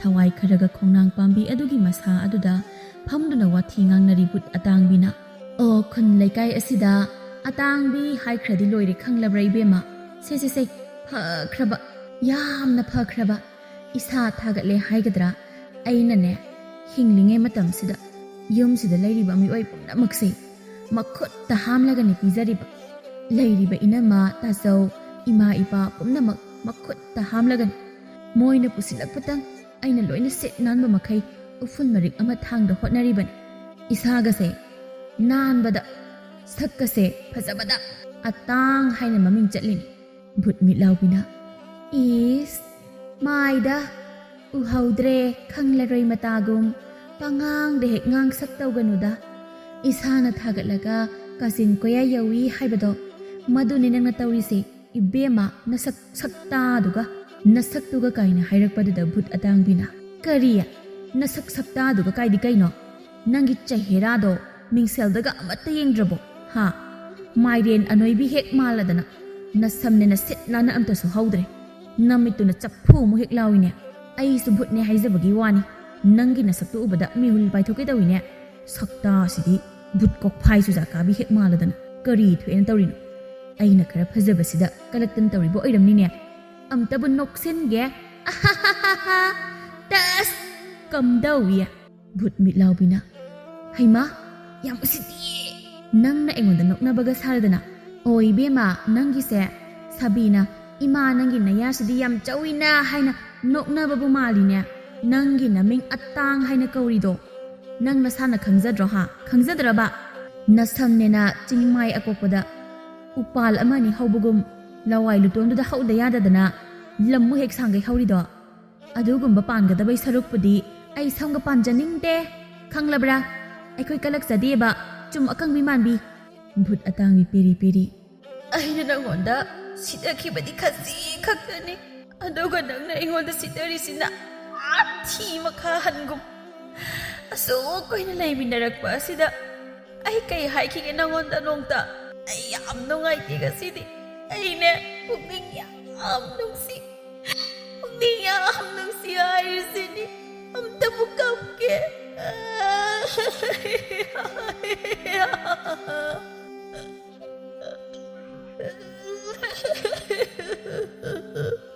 ꯚꯨꯠ ꯑꯇꯥꯡꯕꯤꯅ ꯃꯈꯣꯟ ꯁꯛꯇꯥꯗꯨꯒ ꯀꯞꯅꯤꯡꯗ ꯁꯟ ꯏꯔꯣꯏ ꯈꯣꯡꯕꯗꯧꯅ ꯀꯞꯄꯗꯨꯗ ꯚꯨꯠ ꯃꯤꯠꯂꯥꯎꯕꯤꯅ ꯀꯔꯤ ꯊꯣꯛꯑꯦꯅ ꯇꯧꯖ ꯁꯥꯔꯤꯅꯣ ꯃꯥꯒꯤꯁꯤꯕꯣ ꯀꯞꯂꯤꯅꯤ ꯀꯥꯏꯅ ꯁꯟ ꯏꯔꯣꯏꯅ ꯈꯣꯡꯕꯅ ꯍꯦꯟꯅ ꯐꯖꯩ ꯍꯥꯏꯕꯅꯤꯗ ꯃꯄꯤꯌꯔ ꯑꯝꯇ ꯇꯥꯗꯦ ꯊꯤꯔꯤꯕ ꯃꯁꯛꯁꯤꯒ ꯌꯦꯡꯅꯤꯡꯗꯕꯅ ꯑꯩ ꯌꯦꯡꯅꯤꯡꯗꯦ ꯍꯥꯏꯔꯤꯁꯤꯅꯤ ꯄꯦꯜꯂꯕꯅꯤ ꯃꯥꯒ ꯂꯩꯃꯤꯟꯅꯕꯁꯦ ꯑꯩ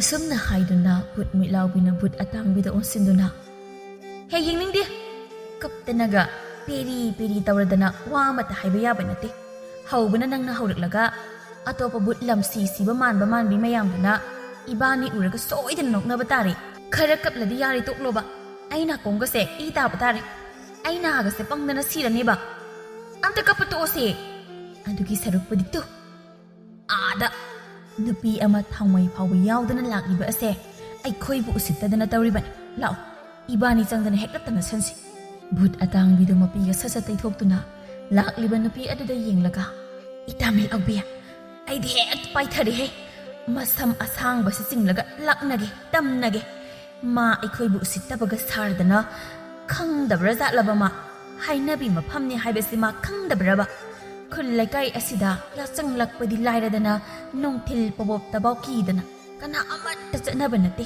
ꯇꯨꯃꯤꯠ ꯐꯥꯎ ꯄꯥꯏꯕ ꯅꯠꯇꯦ ꯍꯥꯏꯕ ꯑꯗꯨꯒ ꯃꯥꯅ ꯃꯊꯟꯇꯒ ꯂꯥꯛꯂꯗꯅ ꯏꯇꯥ ꯑꯩ ꯇꯞꯅꯅꯤꯡꯕꯅ ꯌꯥꯗ꯭ꯔꯦꯍꯦ ꯑꯩ ꯄꯥꯏꯊꯔꯒꯦꯍꯦ ꯏꯇꯥ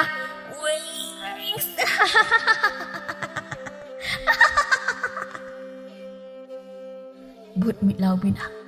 Hai, ai su tamna doini. Nathanda tamnaraga kidana wanthakrabadi ai tamnabaga amata nang hauraroi. Ngai khomi nangbo. Asumna ngangbana oigadabaga natte. Ai su hekti yungna hainau kenbagum pudrup launa usasidagi kielaga loire. Asumna noktuna pudrup launa kienduna Thembigi mangda Bhoot launa taraklaga lepi. Chap yungna lepi aduga Bhoot atang bisu hekti yungna huis launa paitharaklam. Aduga Thembigi mangda akiba sakpham amaga loinana leplaga lei. Ani do khekna ganoi. Thembi matauda isau langlaga. He, noi bukanagi macha masuno. Numitara sifau lamjau surok asida lerise. Na thaulai taba kanano haibanida. Mi ki mang sidaga pudrup launa hainau amunba kengum kelaklaga imang sida lepsilaga khekna ga nokladana. Noi ki se aina kirani haina tauribra. Chalo, mang sidaga leplakan khunnam sida seslaktana arembada ina itani. Hai, noi bana na du pangbra. Handu haidi ko handu udana.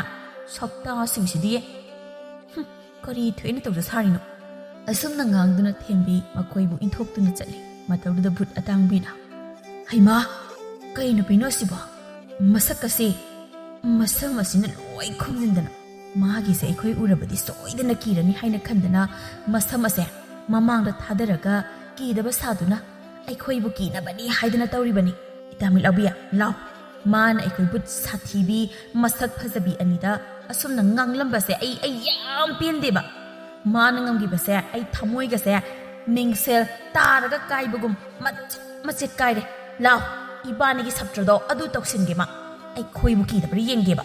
Law haibane isauga langladana thut law mana khangni leiramudana. Asumna haiduna Bhoot atangbido Thembina chakribadu tanaduna. O ita kaida chatlibano ai sulake haiba nathanda chatlido kijadro phattaba nupa laklabadi nang kijadra haibanida. Lao aiga chatminase aiga wari saraga chatminase ba. Aigi ming atangbi kawe ado itagi di kai kauge. Thembi khumde tumin chali madauda amuka. Mina haiba khumde yam ponge. Nangbu na sakayam phajaba mino naming hangbaga khumdri jibo. Na bema atangbi ai yogjaram gadro ha. Nai napadu khangbra. Nai napado adu hangsu salo. Karino khangdeba. Khoidau khara sogat pane. Noi kai tainer kani ko. Asumna haiduna Thembi onthorakpani. Thembigi masaktu ubada Bhoot atangbi longna haithaki. Matauda matami laubina paisilaktuna. Ita atang. Kaino nangbu gyantar. Ma wanda kramali ne. Kaino Bhoot nangna tawrisibo. Kigedaba mi isina kidre habanida. Tamna ni na sakraga kaino ba nangna tawrisibo. Bhoot mitlaubi matag ado konkhatlaga hekta kapsalai. Oh ita atangbi. Nangbu taibang pahanba ase thadokuna chatlabro. Nang chakhiba yaroye. Natabo kanada sinaramge. Ay thanda karam nahi hawai bano. Hoy ta atangbi. Kari Bhoot no asibo. Asibo wantharaga sibadaw na kape haibanida. Moy se siduna thawai asina Bhoot olini haibasi kawra male. Nati moy ani sibu hingningida sumang kumhai lila drama ga yarakpa jalaba. Ay somta yaksinduna kapsinge. Thembi su asumna haiduna kappa adu yaksili.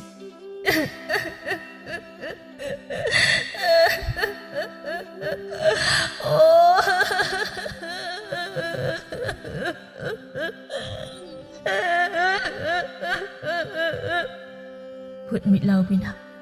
Kaino mana tawda tawalaga kappaga yaksilaktana. Asumna haiduna Thembida wangsilaktuna Bhoot mitlaubina Thembida ngange haina yenglubani. Maduda Bhoot mitlaubi Thembigi masaktu ubada khangpre khangna paithokhi.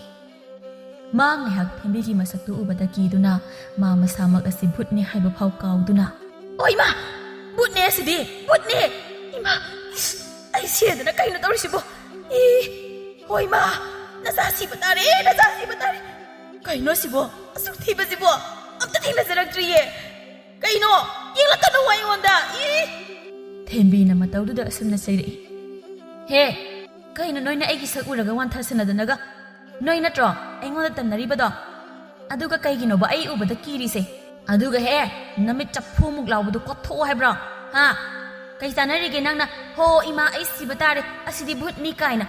nang nasase Bhoot natabra ha nang di Bhoot natabra ba nang nasase Bhoot ne haiba kaurabo Bhoot mi laubi mi holga dumba thabak ta pai duna tapnaga phathase aduga sorga du chauna holaga ha ai siramnida as amuksu hairi tawrise ai se sirabane haibane haibase hekta kauthlukluba tamba amakhak tarak kokni sadana panjari base thikom jangdek thadaba aduna pharadawni asumna haiduna thembi da onsilaktuna kanana su kauthokloi aikhoi phajabigi mangda muthi thibi namit nama yaudbi masamna lammo hek sangi namai duna chapot adugi sakphamduda kanana kiroi dawrino nasakuthi-duda wanthabaki bahaibasi masana taba natro ha ita tangbi nati aikhoina haidi nangbu Bhoot oirasu aikhoi dauna akepot maitaibi chintaibi maitabi mayamse khara tai nandana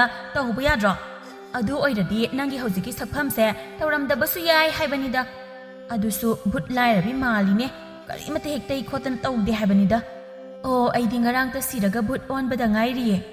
Aduna kaimta khangri. Ay thawai ke sa yam nungai jibazani khanglabra. Adugi ne ne lambi sida tumin na laklibado. Bhoot atangbina. Haima. Ay khoi di madudi khangludredana. Ado ngasidagi ay khoi hum ita oirase. Nangi nungai taba pendaba mayamdo. Asigi khonang ngasida tongduna wari liru lao. Sumaina siba kuidringai dane pukning yam nungsibani ado kaim kanaroi lao nangi wari tarage aikhoi uthaksida hekta paikhalaga nungai ba nungsiba wari sadoklaga loire akepot mayam ama puthokuna ketharaga loire Bhoot mitlaubina o ita atangbi nangi haunabido adu ong tawra anu nokli ni rasi kangadana Bhoot atangbina nangdi kangdre he kayam kangadana aina bu tawradi nangdi nongta thagat wahi amata haidabani hoise yari se la opai khalasi ita sakthibiya la opai khalasi aduga pukmen pawmin naruse asumna haiduna Bhoot ahumdu pai khatli aduga khongnang adugi usada makhong singdu yanthaduna phamlaga thembina wari liri ani di sumayaga du launa ka tholaga matinga tap tai matawdu thembina as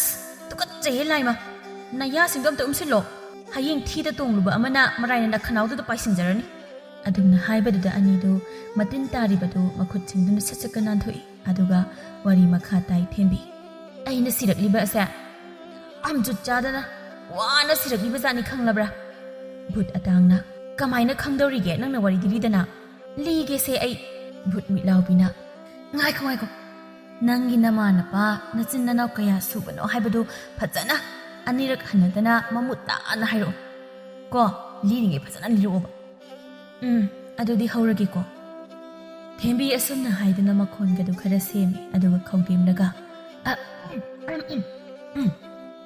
adubura aikhoi gi isil inause aikhoi punna kaya suge haibadudi chap chana haibado madudi ngamdre aina khanbada chawrakna 13ra 15ra ada kainoma oibani aina kaya subano haibadusu aidu khangdre ado aina sigadaba namise sida aina aikhoigi yum thangnaba ama laye moidi sengasi yam pai ado aina moida adum chatlaga angang masaga se adum lobidana tawe aduga charamdaidana hekta talakdoriba aduga macha lauramdaidana nungsiba sadana hekta kaurakadoribani aisu angang matawduda nungaitadana adum lobire ado aina moigi eka gari ama laye adudo aina aikhoigidi leite amta waige haina waire adusu ahanbada yade lauraga thauba aduga aise tu asigi chingsida kakhatlaga aina megi ki hom thabado huranba aduda mapuduna laurakpa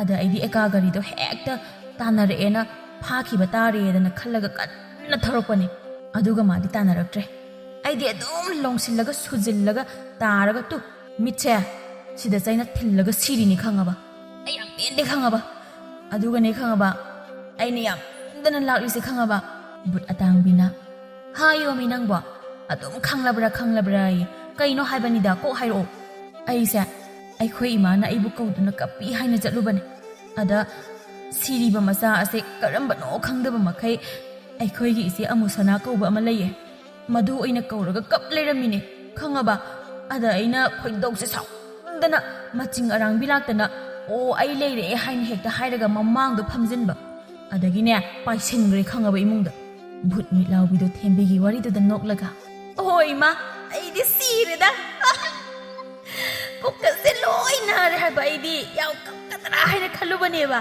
ꯑꯗꯨꯒ ꯅꯪꯒꯤ ꯋꯥꯔꯤꯁꯤꯗꯤ ꯄꯨꯛꯂꯤꯒ ꯅꯥꯔꯦ ꯍꯥꯏꯕꯅꯤꯗ ꯅꯣꯛꯄꯗ ꯑꯣ ꯏꯃꯥ ꯅꯣꯏ ꯏꯃꯥꯗꯣ ꯅꯪ ꯀꯧꯔꯒ ꯑꯃꯨꯛ ꯍꯟꯅ ꯀꯞꯂꯝꯒꯗꯕ ꯃꯥꯟꯗ꯭ꯔꯦꯕ ꯑꯗꯣ ꯏꯇꯥ ꯅꯪꯒꯤ ꯃꯤꯡꯁꯦ ꯍꯤꯡꯂꯤꯉꯩ ꯃꯇꯝꯗ ꯊꯦꯝꯕꯤ ꯍꯥꯏꯅ ꯀꯧꯔꯁꯨ ꯍꯧꯖꯤꯛꯇꯤ ꯑꯩꯈꯣꯏꯅ ꯅꯪꯒꯤ ꯃꯤꯡꯁꯦ ꯅꯪꯒꯤ ꯚꯨꯠ ꯑꯣꯏꯔꯤꯕ ꯁꯛꯇꯝꯁꯤꯒ ꯆꯥꯟꯅꯒꯗꯕ ꯑꯃ ꯊꯣꯜꯂꯒꯦꯀꯣ ꯌꯥꯏꯅ ꯍꯣꯏ ꯌꯥꯏꯌꯦ ꯑꯗꯣ ꯉꯁꯤꯗꯤ ꯑꯩꯈꯣꯏ ꯑꯍꯨꯝ ꯄꯨꯟꯅ ꯂꯩꯔꯁꯤꯀꯣ ꯇꯥꯏꯕꯪ ꯃꯤꯑꯣꯏꯕꯁꯤꯡ ꯑꯁꯦ ꯅꯩꯈꯥꯏꯒꯦ ꯈꯪꯅꯤꯗꯣ ꯃꯤꯠꯂꯥꯎꯕꯤꯅ ꯅꯩꯈꯥꯏꯒꯗꯕꯅꯤ ꯃꯣꯏꯅꯒꯅꯦ ꯄꯪꯍꯦꯟ ꯍꯦꯟꯖꯤꯟꯕ ꯌꯥꯒꯗꯕ ꯅꯠꯇꯦ ꯑꯁꯨꯝꯅ ꯍꯥꯏꯗꯨꯅ ꯑꯍꯨꯝꯗꯨ ꯄꯨꯟꯁꯤꯟꯗꯨꯅ ꯅꯣꯛꯏ ꯑꯁꯨꯝꯅ ꯅꯨꯃꯤꯠ ꯑꯁꯤꯃꯗꯤ ꯍꯧꯈ꯭ꯔꯦ ꯃꯊꯪꯒꯤ ꯅꯨꯃꯤꯠꯅꯤ ꯅꯨꯃꯤꯠ ꯆꯞ ꯌꯨꯡꯕ ꯃꯇꯝꯅꯤ ꯃꯤꯠꯂꯥꯎꯕꯤ ꯁꯥꯎꯔꯤ ꯈꯣꯡꯅꯥꯡ ꯃꯊꯛ ꯑꯗꯨꯗ ꯐꯝꯗꯨꯅ ꯍꯣꯏ ꯃꯂꯥꯏ ꯃꯁꯥꯏꯍꯦ ꯅꯨꯡꯁꯥꯁꯤꯁꯨ ꯑꯩꯅ ꯁꯥꯎꯅꯤꯡꯗꯅꯀꯣ ꯄꯥꯏꯈꯠꯂ ꯐꯅꯦꯛꯅ ꯀꯨꯞꯁꯤꯜꯂꯨꯅꯦꯕ ꯑꯇꯥꯡꯕꯤꯅ ꯍꯦ ꯀꯩꯅꯣ ꯅꯆꯤꯟꯅꯔꯦ ꯀꯦꯟꯒꯗꯕ ꯋꯥ ꯑꯗꯨꯝꯅ ꯍꯥꯏꯕ ꯍꯧꯅꯕ꯭ꯔꯥ ꯍꯪ ꯍꯥꯏꯌꯨ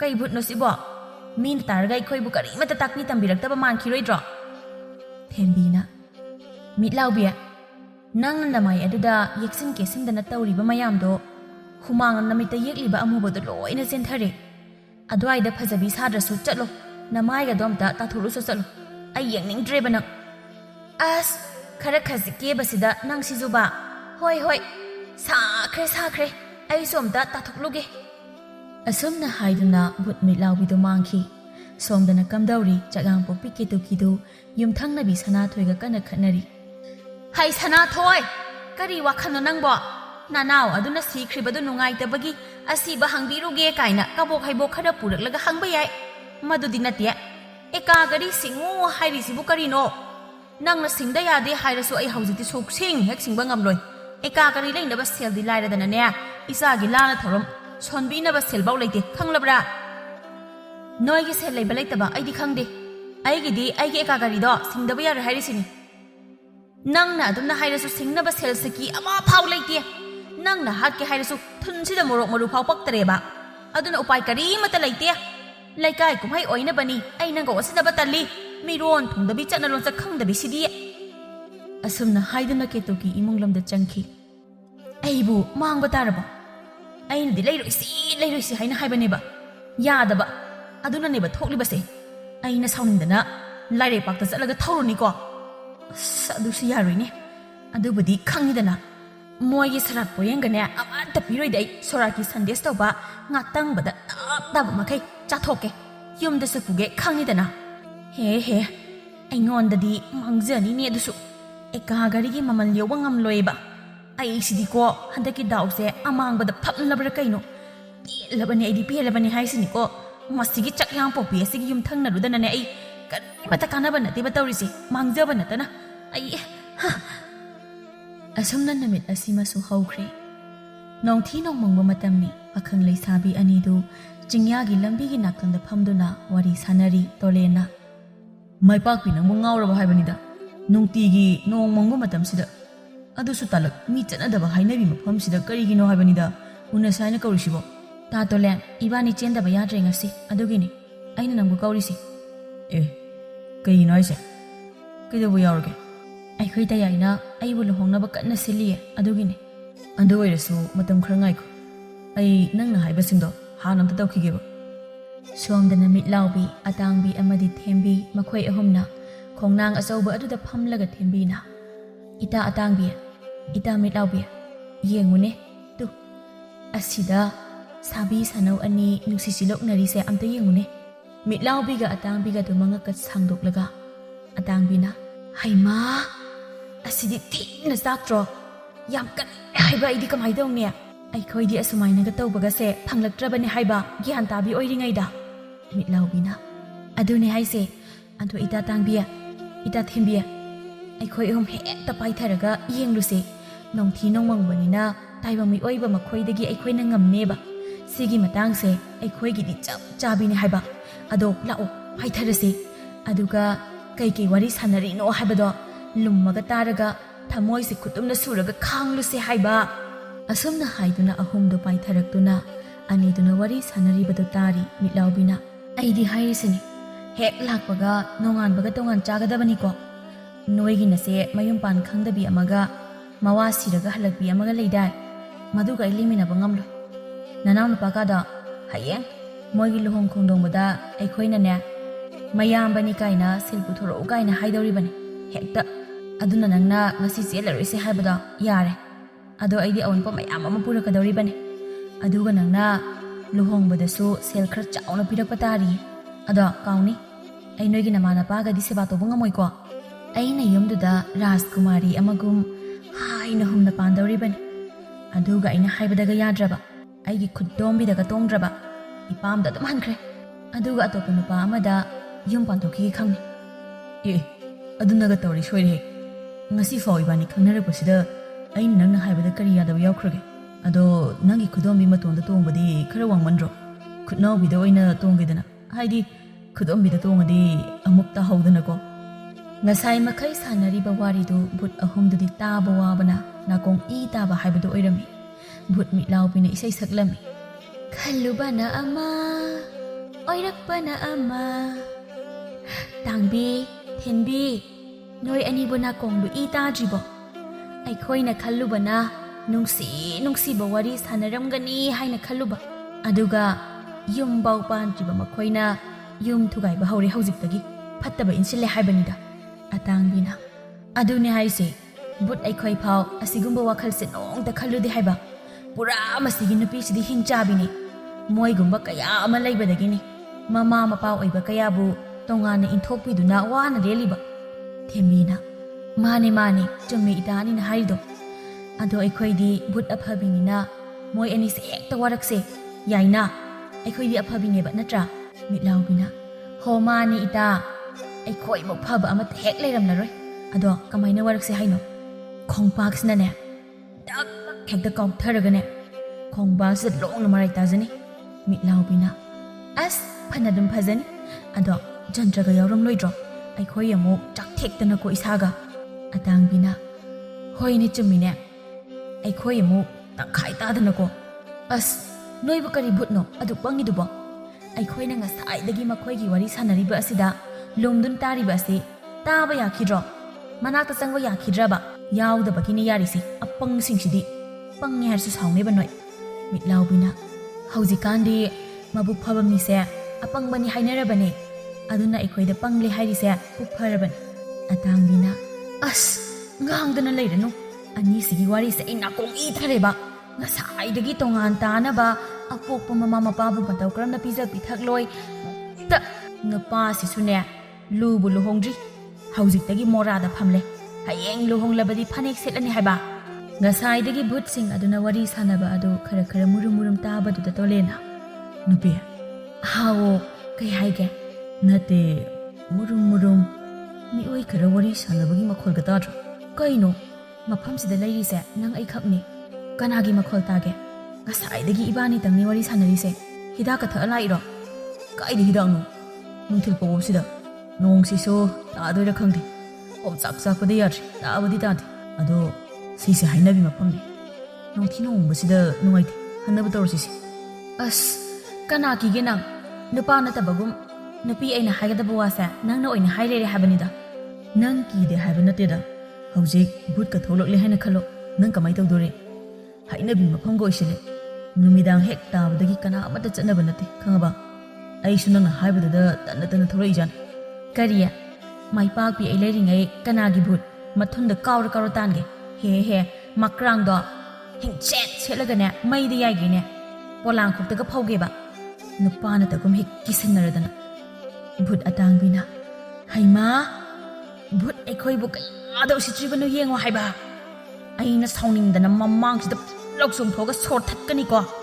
ꯚꯨꯠ ꯃꯤꯠꯂꯥꯎꯕꯤꯅ ꯍꯩꯃꯥ ꯑꯇꯥꯡꯕꯤ ꯑꯗꯨꯝꯅꯒ ꯇꯧꯔꯗꯤ ꯁꯣꯏꯔꯦ ꯑꯩꯈꯣꯏ ꯚꯨꯠ ꯑꯐꯕꯁꯦ ꯐꯠꯇꯕꯤ ꯑꯣꯏꯅ ꯑꯣꯟꯕ ꯇꯥꯔꯦ ꯑꯗꯨꯅꯁꯦ ꯅꯪꯒꯤ ꯆꯩꯔꯣꯡ ꯃꯥꯟꯕ ꯅꯈꯨꯠꯇꯨꯅꯅꯦ ꯂꯨꯛꯈꯝꯗꯨꯗ ꯑꯃꯨꯛꯇ ꯑꯔꯩꯕ ꯅꯪꯅ ꯍꯩꯖꯕꯤ ꯁꯛꯇꯤ ꯄꯨꯝꯕ ꯄꯨꯊꯣꯛꯇꯨꯅꯅꯦ ꯊꯥꯎ ꯁꯛꯇꯥꯁꯤ ꯌꯥꯝ ꯀꯟꯅꯒ ꯁꯥꯔꯗꯅ ꯚꯨꯠ ꯑꯇꯥꯡꯕꯤꯅ ꯍꯣ ꯑꯗꯨꯗꯤ ꯊꯥꯔꯒꯦꯀꯣ ꯀꯨꯏꯔꯦꯗ ꯃꯤꯒ ꯐꯨꯗꯕ ꯉꯁꯤꯗꯤ ꯌꯦꯡꯉꯨꯗꯅ ꯃꯤ ꯎꯁꯤꯠꯇꯕ ꯁꯥꯔꯗꯅ ꯏꯌꯥ ꯃꯥ ꯑꯅꯤ ꯑꯍꯨꯝ ꯑꯁꯨꯝꯅ ꯍꯥꯏꯗꯨꯅ ꯃꯥꯏꯄꯥꯛꯄꯤꯒꯤ ꯂꯨꯈꯝꯗ ꯊꯥꯖꯤꯜꯂꯤ ꯃꯥꯏꯄꯥꯛꯄꯤ ꯈꯣꯡꯕꯥꯟꯗ ꯂꯣꯡꯅ ꯁꯨꯞꯆꯤꯜꯂꯒ ꯇꯥꯏ ꯃꯥꯏꯄꯥꯛꯄꯤ ꯉꯥꯏꯍꯥꯛꯇꯤ ꯋꯥꯟꯊꯩ ꯃꯇꯧꯗꯨꯗ ꯚꯨꯠ ꯑꯍꯨꯝꯗꯨ ꯋꯥꯟꯊ ꯋꯥꯟꯊ ꯅꯣꯛꯏ ꯌꯦꯡꯉꯣ ꯏꯇꯥ ꯃꯤꯠꯂꯥꯎꯕꯤ ꯑꯇꯥꯡꯕꯤꯅ ꯈꯨꯅꯝꯅ ꯁꯦꯠꯆꯤꯟꯕꯗꯒꯤ ꯂꯣꯡꯅ ꯁꯨꯞꯆꯤꯜꯂꯒ ꯇꯥꯈ꯭ꯔꯦ ꯍꯥꯏꯕ ꯑꯁꯤꯕꯨ ꯁꯤꯔꯕ ꯖꯥꯠꯂꯣ ꯂꯦꯡꯈꯤꯗ꯭ꯔꯦ ꯑꯇꯥꯡꯕꯤꯅ ꯑꯇꯥꯡꯕꯤ ꯑꯩꯒꯤ ꯈꯨꯕꯥꯛ ꯍꯥꯏꯔꯦꯗꯅ ꯃꯥꯅ ꯇꯧꯕꯅ ꯃꯥꯅ ꯐꯪꯕꯅꯤ ꯃꯤꯑꯣꯏ ꯀꯅꯥꯕꯨ ꯎꯁꯤꯠꯇꯕ ꯃꯥ ꯃꯉꯥꯏꯔꯦ ꯍꯥꯏꯅ ꯆꯠꯂꯗꯤ ꯑꯁꯤꯅ ꯃꯇꯤꯛ ꯆꯥꯏ ꯃꯁꯤꯒꯤ ꯅꯨꯄꯥ ꯃꯣꯆꯨꯕ ꯑꯁꯤꯁꯨ ꯂꯨꯐꯥꯎ ꯂꯨꯍꯣꯡꯗ꯭ꯔꯤ ꯑꯗꯨꯒ ꯅꯨꯄꯤꯅ ꯍꯥꯏꯕꯒ ꯏꯟꯖꯤꯜꯂꯒ ꯌꯨꯝ ꯀꯥꯏꯅꯕꯒ ꯁꯤꯜꯂꯗꯅ ꯃꯃꯥ ꯃꯄꯥꯅ ꯃꯈꯣꯏꯕꯨ ꯆꯥꯎꯅꯕꯨ ꯌꯣꯛꯄꯤꯔꯛꯄ ꯑꯗꯨꯒꯤ ꯁꯦꯕꯥ ꯃꯇꯣꯟ ꯂꯣꯝꯅ ꯇꯧꯗꯨꯅ ꯅꯤꯡꯊꯤꯅ ꯂꯩꯒꯦꯗꯤ ꯍꯥꯏꯗꯦ ꯉꯔꯥꯡꯗ ꯊꯦꯡꯅꯕ ꯅꯨꯄꯤꯁꯤꯒꯤ ꯋꯥꯒ ꯂꯧꯔꯗꯅ ꯑꯩ ꯌꯥꯝ ꯄꯦꯟꯗꯦꯗ ꯃꯁꯤꯒꯤ ꯅꯨꯄꯥꯁꯦ ꯑꯁꯤꯁꯨ ꯈꯣꯡꯄꯥꯛꯁꯤꯅ ꯗꯣꯛꯁ ꯂꯥꯎꯅ ꯀꯥꯎꯊꯁꯤꯔꯥ ꯑꯁꯨꯝꯅ ꯍꯥꯏꯗꯨꯅ ꯑꯇꯥꯡꯕꯤꯅ ꯃꯤꯠꯂꯥꯎꯕꯤꯗ ꯑꯣꯟꯁꯤꯟꯗꯨꯅ ꯃꯤꯠꯂꯥꯎꯕꯤ ꯑꯁꯤꯒꯤ ꯅꯨꯄꯥꯁꯦ ꯑꯁꯤ ꯅꯣꯛꯇꯅ ꯇꯧꯔꯤꯁꯦ ꯑꯝꯇ ꯅꯪꯒꯤ ꯁꯥꯃꯨ ꯃꯈꯣꯡꯒꯨꯝꯅ ꯆꯥꯎꯔꯕ ꯂꯕ ꯈꯣꯡꯄꯥꯛꯇꯨꯅ ꯗꯣꯛꯁ ꯂꯥꯎꯅ ꯑꯝꯇ ꯀꯥꯎꯊꯣꯛꯑꯁꯤ ꯑꯃꯨꯛ ꯁꯤꯈ꯭ꯔꯕꯗꯤ ꯑꯩꯕꯨ ꯑꯃꯥꯏꯕꯅ ꯑꯃꯨꯛ ꯂꯥꯏꯔꯝꯂꯦꯟꯗ ꯊꯥꯗꯅꯀꯣ ꯊꯦꯝꯕꯤꯅ ꯐꯖꯅ ꯋꯥꯔꯛꯂꯤꯅꯤ ꯍꯥꯏꯔꯒ ꯂꯣꯏꯔꯦ ꯃꯃꯥ ꯃꯄꯥ ꯅꯨꯡꯁꯤꯕ ꯈꯪꯗꯕ ꯁꯥꯁꯤꯡꯁꯤꯗꯤꯅꯦ ꯁꯤꯅꯤꯡꯂ ꯁꯤꯁꯅꯨ ꯍꯦꯛꯇ ꯀꯥꯎꯊꯣꯛ ꯍꯣꯏ ꯍꯣꯏ ꯑꯩ ꯇꯧꯒꯦꯁꯦ ꯑꯁꯨꯝꯅ ꯍꯥꯏꯗꯨꯅ ꯃꯤꯠꯂꯥꯎꯕꯤꯅ ꯑꯣ ꯇꯥ ꯇꯣꯂꯦꯟ ꯀꯩꯅꯣ ꯑꯗꯨꯛ ꯊꯋꯥꯏ ꯇꯥꯅ ꯅꯣꯛꯂꯤꯗꯨꯕꯣ ꯅꯪꯒꯤ ꯅꯨꯄꯤꯁꯤꯅ ꯂꯣꯡꯅ ꯁꯨꯞꯆꯤꯜꯂꯒ ꯇꯥꯔꯒ ꯅꯪꯅ ꯅꯣꯛꯂꯤꯕꯗꯨꯕꯨ ꯀꯔꯤꯒꯤꯅೋ ꯍꯥꯏꯕ ꯅꯪꯒꯤꯁꯦ ꯑꯩ ꯄꯥꯝꯃꯤꯔꯣ ꯀꯩꯝ ꯈꯨꯝꯗ꯭ꯔꯤꯁꯤꯕꯨ ꯍꯥ ꯇꯥ ꯇꯣꯂꯦꯟ ꯅꯪꯅ ꯀꯣꯏꯅꯁꯦ ꯍꯥꯏꯔꯁꯨ ꯑꯩꯗꯤ ꯌꯥꯏ ꯑꯗꯣ ꯅꯪ ꯑꯩ ꯍꯦꯛ ꯂꯧꯔꯕ ꯊꯕꯛꯀ ꯑꯃꯠꯇ ꯁꯨꯍꯜꯂꯣꯏ ꯈꯪꯉꯕ ꯑꯩꯅ ꯁꯦꯜ ꯄꯥꯏꯍꯟꯗꯣꯏꯅꯦ ꯅꯪꯁꯦ ꯅꯨꯡꯉꯥꯏꯅ ꯊꯝꯗꯣꯏꯅꯦꯕ ꯑꯇꯥꯡꯕꯤꯅ ꯀꯔꯤꯅꯣ ꯅꯨꯄꯥꯁꯦ ꯐꯨꯊꯧ ꯈꯣꯡꯄꯥꯛꯅ ꯀꯥꯎꯊꯧ ꯍꯥꯏꯔꯒ ꯏꯔꯥꯡ ꯇꯧꯗꯨꯅ ꯂꯩꯗꯨꯕ ꯁꯣꯝꯗꯅ ꯇꯣꯂꯦꯟ ꯀꯤꯕꯅ ꯃꯁꯥꯗꯨ ꯆꯦꯡꯈꯩꯕꯒꯨꯝ ꯅꯤꯛꯏ ꯅꯪ ꯕꯨꯠꯂ ꯕꯨꯠꯇꯤ ꯅꯨꯡꯊꯤꯜꯗ ꯊꯣꯛꯇꯦ ꯍꯥꯏꯕꯗꯥꯏ ꯑꯩ ꯀꯤꯌꯦ ꯅꯌꯥ ꯈꯨꯆꯧꯗꯨꯒ ꯆꯞꯋꯥꯡꯒ ꯋꯥꯡꯂꯒ ꯅꯁꯝꯅꯤꯅ ꯑꯅꯤꯈꯛ ꯑꯗꯨꯁꯨ ꯁꯣꯔꯣ ꯍꯦꯛ ꯆꯤꯡꯕꯗꯅ ꯀꯤꯌꯦ ꯑꯩ ꯀꯤ ꯑꯇꯥꯡꯕꯤ ꯃꯔꯩꯒ ꯀꯣꯜꯂꯞ ꯇꯧꯔꯒ ꯀꯩꯒꯤ ꯀꯤꯔꯤꯅꯣꯅꯦ ꯑꯩꯁꯦ ꯉꯁꯤ ꯅꯪꯒꯤ ꯇꯥꯂꯣꯏꯁꯤꯡꯗ ꯆꯜꯂꯗꯕꯅꯦ ꯀꯤꯒꯅꯨ ꯀꯔꯤ ꯅꯪꯕꯨ ꯑꯩꯒꯤ ꯇꯥꯂꯣꯏ ꯑꯩ ꯉꯝꯃꯣꯏ ꯑꯩ ꯉꯝꯃꯣꯏ ꯀꯔꯤꯒꯤ ꯀꯤꯕ ꯍꯧꯖꯤꯛꯇꯒꯤ ꯃꯣꯆꯨꯕ ꯅꯪꯗꯤ ꯑꯩꯒꯤ ꯈꯣꯡꯄꯥꯛꯁꯤ ꯆꯥꯎ ꯈꯪꯂꯕ꯭ꯔꯥ ꯑꯁꯨꯝꯅ ꯍꯥꯏꯗꯨꯅ ꯑꯇꯥꯡꯕꯤ ꯈꯣꯡꯄꯥꯛꯅ ꯃꯄꯥꯡꯒꯜ ꯄꯨꯝꯕ ꯄꯨꯊꯣꯛꯇꯨꯅ ꯈꯣꯡꯄꯥꯛꯅ ꯗꯨꯛꯁ ꯂꯥꯎꯅ ꯀꯥꯎꯊꯩ ꯇꯣꯔꯦꯟ ꯀꯤꯕ ꯀꯩꯒ ꯁꯜꯂꯒ ꯎꯞꯁꯤꯜꯂꯒ ꯋꯥꯈꯜ ꯃꯥꯡꯂ ꯇꯥꯏ ꯃꯇꯧꯗꯨꯗ ꯑꯇꯥꯡꯕꯤꯅ ꯇꯁ ꯀꯝꯗꯧꯏ ꯍꯧꯈꯣꯗꯅ ꯁꯛꯇꯥꯁꯤꯡꯁꯤꯒ ꯑꯩꯈꯣꯏꯗꯤꯅꯦ ꯐꯔꯗꯤ ꯌꯥꯝ ꯐꯕꯅꯤ ꯐꯠꯇ꯭ꯔꯒꯗꯤ ꯑꯩꯈꯣꯏꯃꯨꯛ ꯐꯠꯇꯕ ꯂꯩꯔꯝꯂꯣꯏ ꯃꯥꯗꯤ ꯇꯦꯟꯅꯣꯏ ꯅꯣꯏꯕꯤ ꯑꯁꯤ ꯁꯨꯞꯆꯤꯜꯂ ꯇꯥꯔꯦ ꯌꯦꯡꯉꯣ ꯑꯁꯤꯅ ꯑꯩꯈꯣꯏꯕꯨ ꯐꯨꯅꯤ ꯀꯔꯤ ꯊꯣꯛꯑꯦ ꯍꯧꯖꯤꯛꯇꯤ ꯑꯗꯨꯅꯤ ꯑꯅꯣꯏꯕ ꯃꯤꯅ ꯇꯧꯊꯣꯔꯛꯄꯁꯦ ꯀꯌꯥꯝ ꯖꯨꯠ ꯆꯥꯗꯧꯔꯤ ꯃꯤꯠꯂꯥꯎꯕꯤꯅ ꯅꯪꯒꯤꯗꯨꯗꯤ ꯑꯩꯉꯣꯟꯗ ꯈꯔ ꯈꯖꯤꯛ ꯄꯥꯜꯂꯤ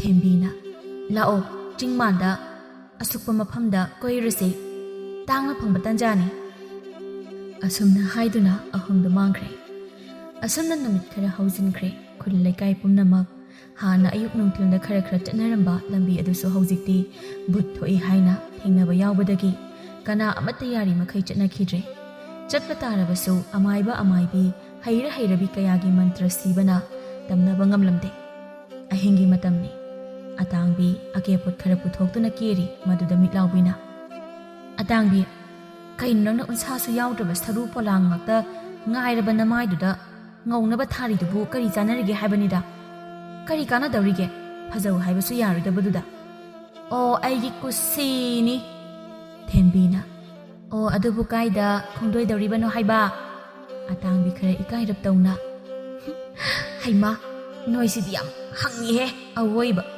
ꯍꯣ ꯕꯁꯟꯇ ꯂꯥꯛꯂꯦ ꯈꯪꯂꯕ꯭ꯔꯣ ꯏꯕꯦꯝꯃ ꯚꯨꯠ ꯃꯤꯠꯂꯥꯎꯕꯤꯅ ꯀꯅꯥꯒꯤ ꯕꯁꯟꯇ ꯅꯪꯁꯦ ꯇꯥꯏꯕꯪ ꯀꯅꯥꯒ ꯅꯨꯡꯁꯤ ꯏꯔꯥꯡ ꯀꯥꯞꯅꯔꯤꯔꯣ ꯀꯥꯎꯖꯅꯨ ꯑꯩꯈꯣꯏꯁꯦ ꯂꯥꯏꯔꯝꯂꯦꯟꯗ ꯍꯟꯒꯗꯧꯔꯤꯕꯅꯤ ꯅꯪ ꯍꯌꯦꯡ ꯂꯥꯏꯔꯝꯂꯦꯟꯗ ꯇꯤꯟꯕ ꯐꯪꯖꯔꯣꯏ ꯑꯗꯨꯝꯅ ꯋꯥꯅ ꯑꯗꯨꯃꯛ ꯂꯦꯟꯖꯖꯅꯤ ꯚꯨꯠ ꯑꯇꯥꯡꯕꯤꯗꯣ चिंबाल तैनबा अमा पुथुरक्तुना मखुत खुजिन असांगबदुना थेंजिंदुना मचिंबाल अदु तै अदुगा मखादा सटलाउना पाइथरगा थावलगी मंगाल इमाइदा फुरिबा इसिंग इमाइ अदुदा येंजै अदुगा नोकफेटका तौरगा हाइमा अहिसे हौजिक सिरबसि फाव करिमता होंदे हाइबा फजबसि सी ओइरदि भूत पाखंदुना सोइदना ngaurani हाइबा कानादे अहिगी इता अनिदा अमुक्ता हाइरमलगा अइ थौना मागी मनक्ता चत्तबा यादे नत्रबदि अइ यहौ थेंबि लेरांग सोइदना ओइहौरनि हाइबा असुमना पाइखलक्तुना मता अनिना फमदुना लैरिबा खोंनांग मखोंग अदुदा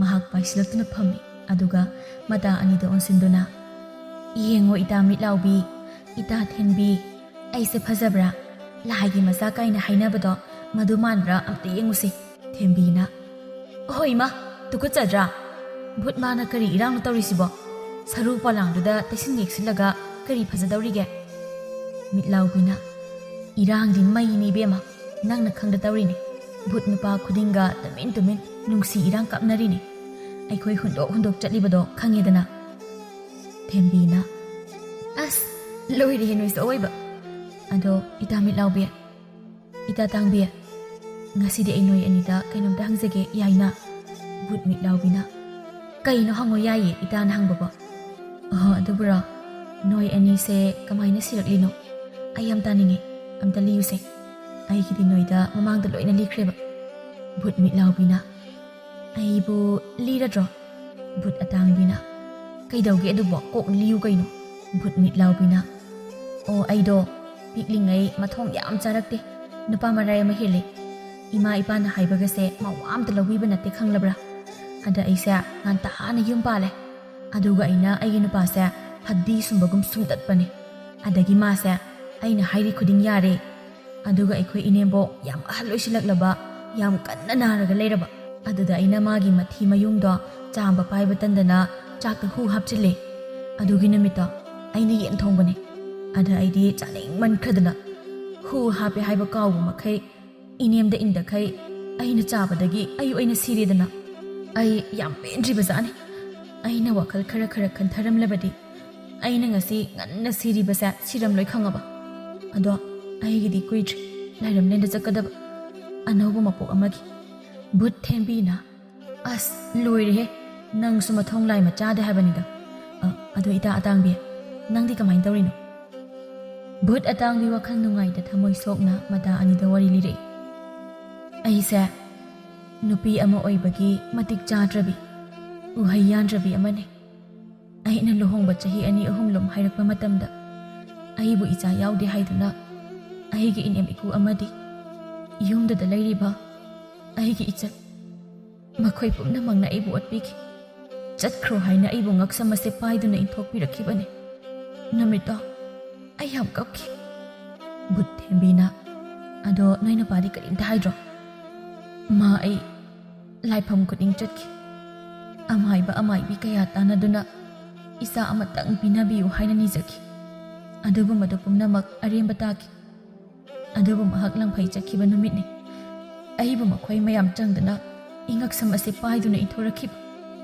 अइ साउदे मखोइदा उहै पांद्रबी अइना हिंगलुबगी करी कानरे कनागी मफमदा येलगा करी कानरुनि खन्ना इखोंगना पुबा लंबिदा लाखी मसिगी मांगदे उरिबा सिंग असिगी लोखादा इथंदा सोंगथदुना सिजखी भूत थेंबीना करिगी अदो वखल याउद्रिबा करिगिनो मी ओइबा अमगी मपोक असे लाई फावबना पोकपा ngamba nate hainariba natra aduga madugi awaba chaina adu khangba ngamdabagi nangna thanda sijariba nangdi pura apangni apang punsi haibase awaba amasung nungsiba anina pullaga sembane haibase hektama kawe aduga awaba lakpa matamda ईश्वर मंगोंदसु अखोइना moral Sibi अखोइ मी ओइबना मदुगी हेक मथंगदा नुंगाइबा लै हाइबसे अदुम काविको मसिगी काउथोपसिना मी ओइ कयागी पुनसिबु मंगहलिबा भूत अतांगबिना अदुने ऐसे पंखरबा अदो हौजिकपदि वखल तारे Young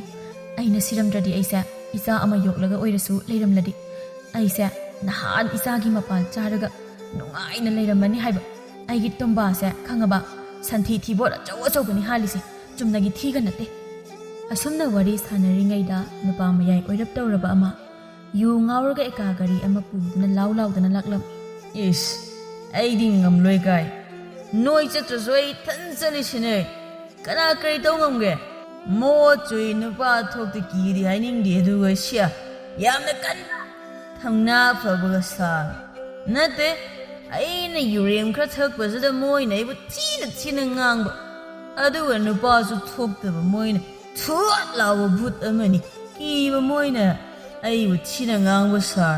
Moige bhoot kado thokta tholoksano.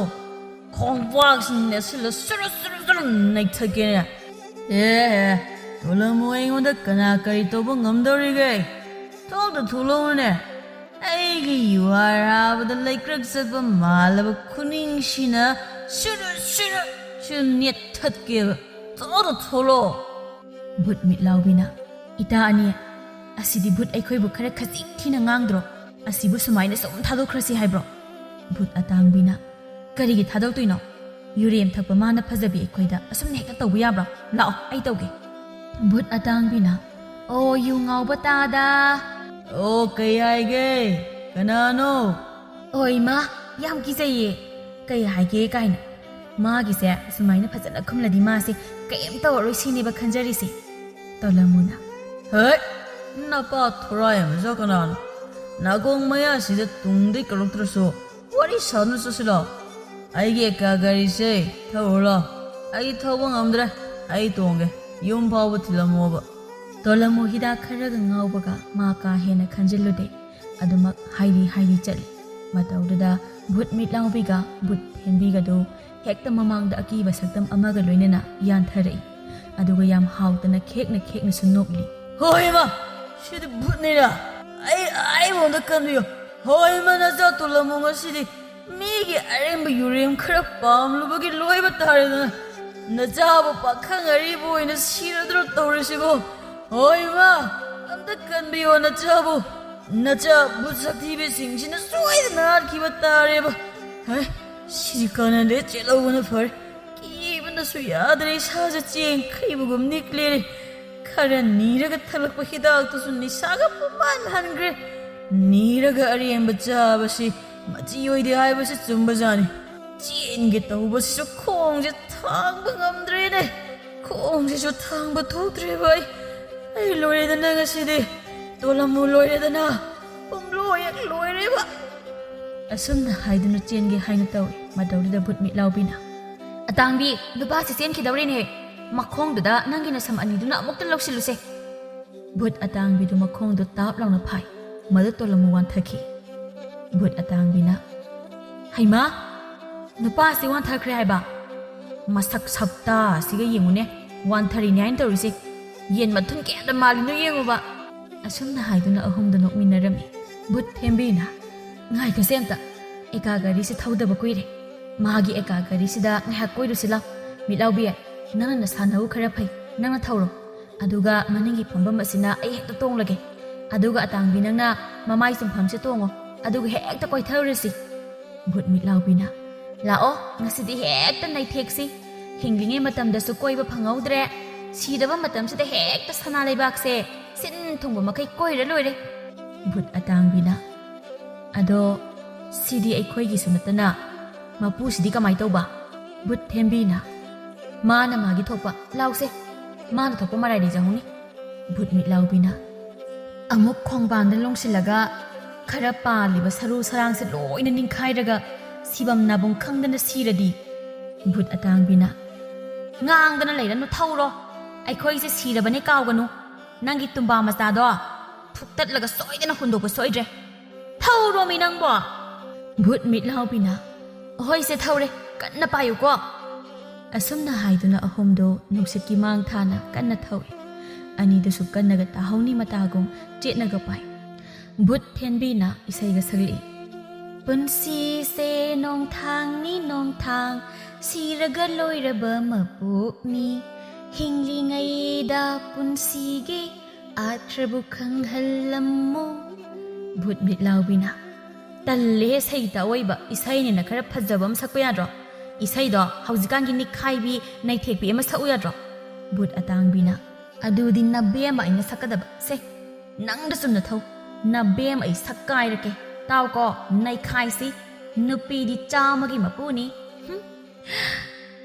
ꯅꯩꯈꯥꯏꯁꯤ ꯊꯛꯀꯥꯏꯁꯤ ꯉꯧꯈꯥꯏꯁꯤ ꯁꯤꯗꯧ ꯄꯨꯟꯁꯤꯅꯤ ꯉꯧꯈꯥꯏꯁꯤ ꯑꯍꯨꯝꯗꯣ ꯈꯣꯡꯕꯥꯜ ꯑꯃꯗ ꯌꯨꯡꯅ ꯄꯥꯏꯁꯤꯜꯂꯒ ꯁꯨꯞꯆꯤꯜꯂꯒ ꯇꯥꯏ ꯏꯁꯧ ꯂꯥꯡꯂꯒ ꯕꯨꯠ ꯑꯇꯥꯡꯕꯤꯅ ꯑꯩꯅ ꯍꯥꯏꯗ꯭ꯔꯣ ꯐꯖꯅ ꯊꯋꯥꯏꯅ ꯂꯣꯏ ꯅꯤꯡꯒꯥꯏꯔꯦ ꯍꯥꯏꯕꯅꯤꯗ ꯑꯩꯒꯤ ꯈꯨꯠꯅꯥꯎꯕꯤꯗꯨꯅ ꯀꯔꯣꯝꯗ ꯆꯠꯈ꯭ꯔꯦ ꯑꯣ ꯁꯤꯗ ꯂꯩ ꯑꯁꯨꯝꯅ ꯍꯥꯏꯗꯨꯅ ꯈꯨꯟꯗꯨꯅ ꯃꯈꯨꯠꯇ ꯄꯥꯟꯁꯤꯜꯂꯤ ꯑꯁꯨꯝꯅ ꯅꯨꯃꯤꯠ ꯑꯁꯤꯃꯁꯨ ꯍꯧꯈ꯭ꯔꯦ ꯅꯨꯃꯤꯠ ꯈꯔꯅꯤꯒꯤ ꯃꯇꯨꯡꯅꯤ ꯑꯇꯥꯡꯕꯤ ꯅꯨꯡꯉꯥꯏꯇ ꯃꯊꯃꯣꯏ ꯁꯣꯛꯅ ꯑꯩꯈꯣꯏ ꯑꯍꯨꯝꯁꯦ ꯀꯨꯏꯗ꯭ꯔꯦꯀꯣ ꯀꯥꯏꯅꯒꯗꯕ ꯅꯈꯣꯏꯗꯤ ꯂꯥꯏꯔꯝꯂꯦꯟꯗ ꯑꯃꯨꯛ ꯄꯨꯜꯂꯨꯔꯅꯤ ꯑꯗꯨꯕꯨ ꯑꯩꯗꯤ ꯅꯣꯏꯒ ꯄꯨꯟꯕ ꯐꯪꯗ ꯃꯐꯝꯁꯤꯗ ꯋꯥꯅ ꯂꯩꯍꯧꯔꯅꯤꯀꯣ ꯃꯤꯠꯂꯥꯎꯕꯤꯅ ꯀꯩꯒꯤ ꯋꯥꯈꯜ ꯅꯨꯡꯉꯥꯏꯇ꯭ꯔꯤꯅꯣ ꯅꯪꯒꯤ ꯅꯇꯥ ꯑꯅꯤꯅ ꯂꯦꯡꯗꯅ ꯅꯪꯒꯤ ꯅꯇꯦꯡ ꯄꯥꯡꯂꯝꯗ ꯑꯩꯈꯣꯏ ꯅꯪꯕꯨ ꯊꯥꯗꯣꯛꯇꯨꯅ ꯆꯠꯂꯣꯏꯌꯦ ꯊꯦꯝꯕꯤꯅ ꯑꯗꯨꯅꯦ ꯑꯩꯈꯣꯏꯅ ꯅꯪꯕꯨ ꯊꯥꯗꯣꯛꯇꯨꯅ ꯆꯠꯂꯣꯏꯌꯦ ꯑꯩꯈꯣꯏ ꯑꯍꯨꯝꯗꯤ ꯊꯥꯗꯣꯛꯅꯕ ꯌꯥꯗ꯭ꯔꯕ ꯌꯣꯠꯁꯕꯤ ꯃꯈꯣꯡ ꯑꯍꯨꯝꯅꯤ ꯃꯊꯪ ꯃꯄꯣꯛꯇꯁꯨ ꯅꯈꯣꯏꯕꯨ ꯑꯩꯒꯤ ꯏꯇꯥ ꯑꯣꯏꯅ ꯐꯪꯖꯒꯦꯀꯣ ꯕꯨꯠ ꯑꯇꯥꯡꯕꯤꯅ ꯑꯗꯣ ꯑꯩꯗꯤ ꯂꯥꯏꯔꯝꯂꯦꯟ ꯀꯥꯕꯗꯤ ꯉꯝꯂꯔꯣꯏ ꯕꯨꯠ ꯃꯤꯠꯂꯥꯎꯕꯤꯅ ꯑꯗꯣ ꯀꯃꯥꯏꯅ ꯀꯔꯤ ꯇꯧꯔꯕꯗꯤ ꯅꯪꯕꯨ ꯂꯥꯏꯔꯝꯂꯦꯟꯗ ꯀꯥꯗꯣꯏꯅꯣ ꯑꯩꯈꯣꯏꯗ ꯍꯥꯏꯌꯣ ꯅꯪꯒꯤ ꯅꯇꯦꯡ ꯁꯣꯏꯗꯅ ꯄꯥꯡꯒꯦ ꯉꯁꯤꯁꯨ ꯑꯩꯒꯤ ꯑꯁꯤꯕ ꯍꯛꯆꯥꯡꯗꯣ ꯂꯣꯛ ꯑꯗꯨꯗ ꯑꯗꯨꯃꯛ ꯇꯥꯗꯨꯅ ꯂꯩꯔꯤ ꯃꯗꯨꯕꯨ ꯑꯔꯣꯏꯕ ꯃꯊꯧ ꯃꯉꯝ ꯐꯖꯅ ꯄꯥꯡꯊꯣꯛꯇ꯭ꯔꯕꯗꯤ ꯑꯩꯒꯤ ꯊꯋꯥꯏ ꯑꯁꯦ ꯂꯥꯏꯔꯝꯂꯦꯟ ꯌꯧꯕ ꯉꯝꯗ ꯑꯅꯧꯕ ꯃꯄꯣꯛ ꯑꯃꯁꯨ ꯄꯣꯛꯄ ꯉꯝꯗ ꯑꯗꯨꯝ ꯂꯩꯔꯅꯤꯌꯦ ꯕꯨꯠ ꯊꯦꯝꯕꯤ ꯉꯥꯏꯍꯥꯛ ꯋꯥꯈꯜꯒ ꯈꯜꯂꯒ ꯑꯁꯨꯝꯅ ꯍꯥꯏꯔꯛꯏ ꯑꯗꯨꯗꯤ ꯀꯃꯥꯏ ꯇꯧꯅꯤ ꯃꯤꯑꯣꯏꯕꯅ ꯃꯨꯇꯥꯏꯕꯪ ꯀꯅꯥꯒꯤ ꯃꯇꯦꯡ ꯂꯧꯗ꯭ꯔꯕꯗꯤ ꯉꯝꯂꯔꯣꯏ ꯕꯨꯠ ꯃꯤꯠꯂꯥꯎꯕꯤꯅ ꯑꯗꯨꯕꯨ ꯀꯃꯥꯏꯅ ꯂꯧꯗꯣꯏꯅꯣ ꯇꯥꯏꯕꯪ ꯃꯤꯑꯣꯏꯕꯗꯒꯤ ꯄꯪꯈ꯭ꯔꯦ ꯑꯋꯣꯏꯕ ꯑꯩ ꯍꯥꯏꯒꯤꯁꯦ ꯅꯃꯨ ꯇꯥꯏꯕꯪ ꯀꯅꯥꯒꯤ ꯁꯃꯨ ꯍꯛꯆꯥꯡꯗ ꯆꯪꯂꯒ ꯊꯕꯛꯁꯦ ꯄꯥꯡꯊꯣꯛꯂꯁꯤ ꯕꯨꯠ ꯃꯤꯠꯂꯥꯎꯕꯤꯅ ꯑꯗꯨꯗꯤ ꯅꯃꯨ ꯇꯥꯏꯕꯪ ꯂꯥꯛꯄ ꯉꯥꯏꯔꯁꯤ ꯑꯁꯨꯝꯅ ꯑꯍꯨꯝꯗꯣ ꯃꯤꯑꯣꯏ ꯀꯅꯥ ꯑꯊꯦꯡꯕ ꯑꯍꯤꯡꯗ ꯂꯥꯛꯄ꯭ꯔꯥ ꯍꯥꯏꯅ ꯉꯥꯏꯖꯩ ꯑꯁꯨꯝꯅ ꯅꯨꯃꯤꯠ ꯅꯤꯅꯤ ꯍꯨꯝꯅꯤ ꯍꯧꯖꯤꯟꯈ꯭ꯔꯤ ꯉꯥꯏꯖꯃꯟ ꯃꯄꯨ ꯃꯥꯅ ꯎꯔ ꯃꯥꯜꯂꯤ नुपा अमा हाथु हाथु लापदु उबदा बुट नुपी अहुमदो बुट थेंबीना बुट अतांगबी नंग मसिगी नुपा असिगी सामु हक्चांग असदा चंगलो अदुगा नंगना मोइगी मतेंग लौबा ngambri yeng बुट अतांगबीना होय आई चंगख्रगे अदो अहुम फांगबीदा लौसिनबा लाउ कनोय ए असुमना हाइदुना बुट अतांगबी उसा अदुदगी युंगना पाइथादुना नुपादुगी मसादा चंगखी अदुगा मदुगी साफुदुना पारी दुसिल्ली अस थिंगले कांसिदावा उदा थुरदी ऐनने तब तुसिलदमनि तौरिसि असुमना हाइदुना पारी मयुम तमना लाक्ले पारी ममा मचा मखोय अहुमता मनाव अमगा मागा ममागा त लैबनी पारी अहिंगी मतमनी सोर चाउना होंदुना सोर फुनबोय लाकोय लावरपदा ममा मनाव सेंसिलक्तुना येंगी अदुगा कौबदा ग्यान लाक्त्रदुना ममा थागोयना इबुंगा नंगबुना पुतेंबदो अमुक्ता कौरसु चलो नत्रबदी याररोय लमसांग लापदा लायोक्ति नोक्लबा माले मचानुपा अतोंबना होइमा अदो मैसमम पाइखिगे होय होय खरा थुना चलो असुमना हाइदुना अमाइबा अदु कौरुरे अदुगा अमाइबा अदुना हंगबदा हाइरकपदगी अमाइबा अदुना थागोइदा ओनसिंदुना कैसु थोइदोकपदी तौररोइदा अदो मान हाइरिबा असि हयेंग फाउबगी मनुंगदा पांगथोकपिरसि से करिमता तौरोइदा निंगमदबा थवाई अमना मतेंग निजरकपनी कैसु थोइदोकपा तौरोइदा से इपु सेंदोकपिरमलगेको अदुगा सिगी पोलम चैरमसिना आई थोंगांदा थादोकपिरमलगेको असुमना अमाइबा अदुना थादोकपिरे असुमना अहिंग असिमदि हौख्रे नोंगालगा ngarang हाइखिबगी मतुंग इन्ना चिंगी लोक अदुदगी थवाई याउद्रबा हक्चांग अदुबु पुरक्तुना अरोइबा मथौ मंगम पांगथोकपिदुना बुट अतांगबि मासु लाइरमलेन अदुदा यौबा फंगजखि असुमना अखोइ मिओइबा अमना थबक तौबा मतमदा फना फत्तबा फोल फंगलबसु फना पुनसिदा अवाबा मयाम अमा थेंगनरबसु यारिबा मखै तरे तरा थोकना अफबना करिनो फत्तबना करिनो हाइबदो ममुत ताना खंथगदबनि अदुगा थंगनबा मिकुपता अखोइबु नुंगाइबा हराउबा तयाम्बना पोक्तुन लेरमगनि हाइबसि काउबा फत्ते अदुगा भूत मिटलाउबिगुम तौदनबा खांगु थक्ता पुनसि मांगदनबा मीगी करिगुम्बा फत्तबा थबक अमता अखोइना तौरिदबनि